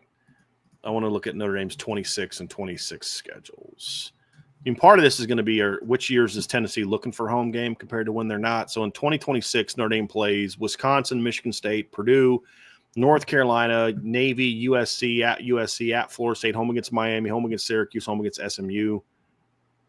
I don't know how much I'd want that 12th team to be a Tennessee as opposed to northern, middle Tennessee. You know what I'm saying? You already have Wisconsin. You already have Michigan State. You already have North Carolina. You already have USC. You already have Florida State. You already have Miami. You already have SMU and Syracuse. 2027, You have Purdue, Michigan State, Georgia Tech, Virginia Tech, Clemson, Navy, Wake Forest. I'd be a little bit more prone to add them to the 27 schedule. Yeah. 2026, if I knew that I could get them to be at home in 26 and then maybe play them on the road in 27. But then that year you're playing at Tennessee and at Clemson and at Michigan State. So, but I mean, if you're a legit team, you should be able to go 2-1 against those teams and still be a playoff team. So I wouldn't be opposed to it. I just think 26 would be a little tough with the schedule they already have to add a Tennessee as your 12th team. Because think about, again, what that schedule would be, Trevor. In 2026, you'd have Wisconsin, Michigan State, Purdue, North Carolina, Navy, USC, Florida State, Miami, Syracuse, SMU. That's 10 games. 9 of them already against Power 4 teams. So if you added Tennessee, that's 10 games against Power 4 teams, including how many of those teams have been ranked in the last couple of years. So that'd be a little bit tough. I wouldn't be completely opposed to it though, but I'd have to be guaranteed that it's a home game, and then we'll come play you at Tennessee in 2027. I like that. Just try to make sure you don't get Tennessee and Clemson in back-to-back weeks. At Tennessee, at Clemson in back-to-back weeks, that would be my key. But yeah, I wouldn't be opposed to it. I wouldn't love it, but I wouldn't be opposed to it either. I'm with that. This is an interesting one. Tommy Guns, appetizer question. What are some of your favorites, and where do mozzarella sticks and tater skins, original cheese and bacon, then the other versions, rank for you? Well, if done right, those are two of my favorite appetizers. I love mozzarella sticks and I love tater skins. And tater skins to me are, you take an actual potato and you hollow it out a little bit and you mix the stuff in, and then you put it back in there. That's when I make potato skins at home, I hollow out the thing a little bit, and then you actually take it and you mix it with some other things, including cheese, and then you put it back in there, then put some cheese and bacon on top and then cook it. So it's actually got a little bit of almost like a stuffed mushroom type of look to it. Yeah. The way they make them at restaurants where they take that potato out and then don't put it back in, it's still really good. It's not how I make it home, but it's still really good. I love potato skins. If they're done right, potato skins are absolutely one of my favorite appetizers. My favorite appetizer ever, they don't really make anymore. I used to get this lobster bowl from Red Lobster. It was like a fondue thing. And it'd have little lobster meat and crab meat in a real, it wasn't a bisque because I've had lobster bisque and it doesn't taste like that. It's a lot better than lobster bisque. But they don't have that anymore. Other appetizers, I'm trying to think of some other things I do. Cheese fries are good. They're different than potato skins, but cheese fries are good if they're done right. Pretzels, people have good, a pretzel, like a little pretzel you can put in a Buffalo Wild Wings used to have a really good, these pretzel sticks or pretzel things you could dip in cheese. That's a good appetizer. I like that as a good appetizer. But those are two of my favorites. I'm trying to think of, I don't get appetizers very often at Texas Roast. When I do, it's I get a kicker of ribs and I'm bring the ribs out first. That's my appetizer. I don't I'm not a huge appetizer guy if they don't have a couple of my favorites. You go to salsas down the street, you'll get chips and salsa. That's a good appetizer, but that's not, it's almost kind of like getting bread, But and then if you have a good stuffed mushroom appetizer, I'll do a good stuffed mushroom, especially if it's crab stuffed mushroom. Those are probably my favorite appetizers. But you nailed it, Tommy. Mott sticks and tater skins are two of my favorites, man. Love them. Yeah, I'm pretty simple when it comes to appetizers. Chips and queso, I can mess up. Chips and queso, I can go to town on. Mm-hmm. Mozzarella sticks are up there for me. The only really hot take that I have with appetizers, legitimately, there's some people that think they are. I don't count wings as appetizers. I think wings are same the meal, because there's a lot of people that will. I see a lot of videos of rank your appetizers, and we'll give you 5, and you have to rank them 1 through 5. And people put wings in there all the time. I think wings are a meal. The only time I've ever had wings as an appetizer is if it's part of an appetizer platter, like a sampler. Yes. Yeah. Yeah. But even then, it's only because it comes with the platter. Mm-hmm. I don't know that I've ever had wings as an app. My mom will do that, but I've never had wings as an appetizer. That is, if I'm going somewhere to get wings, that's the main show. That's the main thing. So I'm with you on that. I agree with you on that. And this will be the last one here, Trev, from Irish Fan 78. It's probably too late, but Brian, I'm curious. What are some of your all-time favorite Broncos are, other than Elway, of course? I love Elway, but Terrell Davis was my favorite. Yeah, I'm curious when you became a Broncos fan. I just out of curiosity, I'm very curious when you became a Broncos fan. But I mean, TD has to be up there. I mean, dude, he helped you get a Super Bowl. He had a 2,000-yard season, and he was a good dude. Great story. Rod Smith. There's a lot of my favorite Broncos were on that team. Steve Atwater was an all-time favorite of mine, even before the Super Bowl teams. I think his first rookie year was, the year they played the Niners in the Super Bowl was, Atwater's rookie year. Before him, they had a safety number 49, Dennis Smith. Loved Dennis Smith as a player. Even though he went to USC, still loved Dennis Smith. 86, okay. So a little bit after me, but similar. But look, Carl Mecklenburg was one of my favorites in the 80s. I actually met him in 98. So we did this like cruise. And at the end of the cruise, I was with my family. My Uncle Bruce went with us because he's a Dolphins fan. At the end of the cruise, you went to the Monday night game between the Broncos and Dolphins. It was out of Miami. And Carl Mecklenburg was on the cruise as one of the, you get to meet former players. Super nice guy, but I loved watching him as a kid. Simon Fletcher is another very underrated player. Tom Nalen was one of my favorite Broncos as a center. Should be a Hall of Fame, in my opinion. I think I mentioned Rod Smith, one of my all-time favorites, no doubt about it. You had the three amigos, Mark Jackson, Vance Johnson, Ricky Nattiel. Sammy Winder and his little touchdown dance, when he would score. Those are certainly some guys for me. I was never a big fan of Bobby Humphrey. He's like a one-hit wonder. He had that like one good year, and then he flamed out. Trying to think of some of my other favorite Broncos in my lifetime. John Mobley was obviously one. He had that big fourth down play, but he was one of my favorite players growing up as a kid. I just thought Orson Mobley had a great name. Like, what a great tight end name, like Orson Mobley. Ed McCaffrey was, he was, I loved Ed McCaffrey. He wasn't like one of my favorite Broncos ever. He was a good part of that team. But there were so many, problem with Ed McCaffrey, there's so many great players on that team. It's hard for Ed McCaffrey to like really stand out. Like we got Rod Smith and Shannon Sharp and guys like that. Those are some of my favorite all-time Broncos. Most of them are from when I was a kid. Rulon Jones. There's so many fun Broncos to root for back in the day, but nobody's in the same universe as John Elway. John Elway is the Broncos. Like, that's just simple as that. So, yeah, Champ Bailey, that's one. That's probably the only modern player that's really on my list. Because I don't count Peyton won a Super Bowl. That's awesome but he's a Colt. He's a Colt. I loved watching him play and all that. But, Von Miller and Champ Bailey are probably the two modern-ish players, and Champ was obviously before Von Miller, really. Champ was special, man. He was special. And then Von was really good, too. But that's about, after that 15 season, my interest in the NFL started to wane a little bit, and then now I just don't even care. I couldn't even name a bunch of dudes on that team. I know Mike McGlinchey and Audric Estime. I know that. I know Bo Nix. That's it, I guess. But yeah, man, the 80s, 90s Broncos were fun to be a fan of the Broncos back then, no doubt about it. So Trev, that's it, man. That's going to do it for us. Well, really good submissions. Yeah, really good submissions today, guys. We got to get out of here. It's Friday. Brian's got quite a hefty drive in front of him. But until next time, we will still have shows next week. Brian's taking the week off from shows. He's on vacation, but I'll be back with different people. Yep. You and Sean Davis are going to do RTCF on Monday, so that'll be back on Monday. So it'll be a fun week. So Sean Davis and I will be back on Monday doing RTCF. But until then, folks, before you head out of here, please be sure to hit that like button, hit that subscribe button, hit that notification bell. Share this podcast with your friends and family, anybody that loves Notre Dame and college football as much as you do.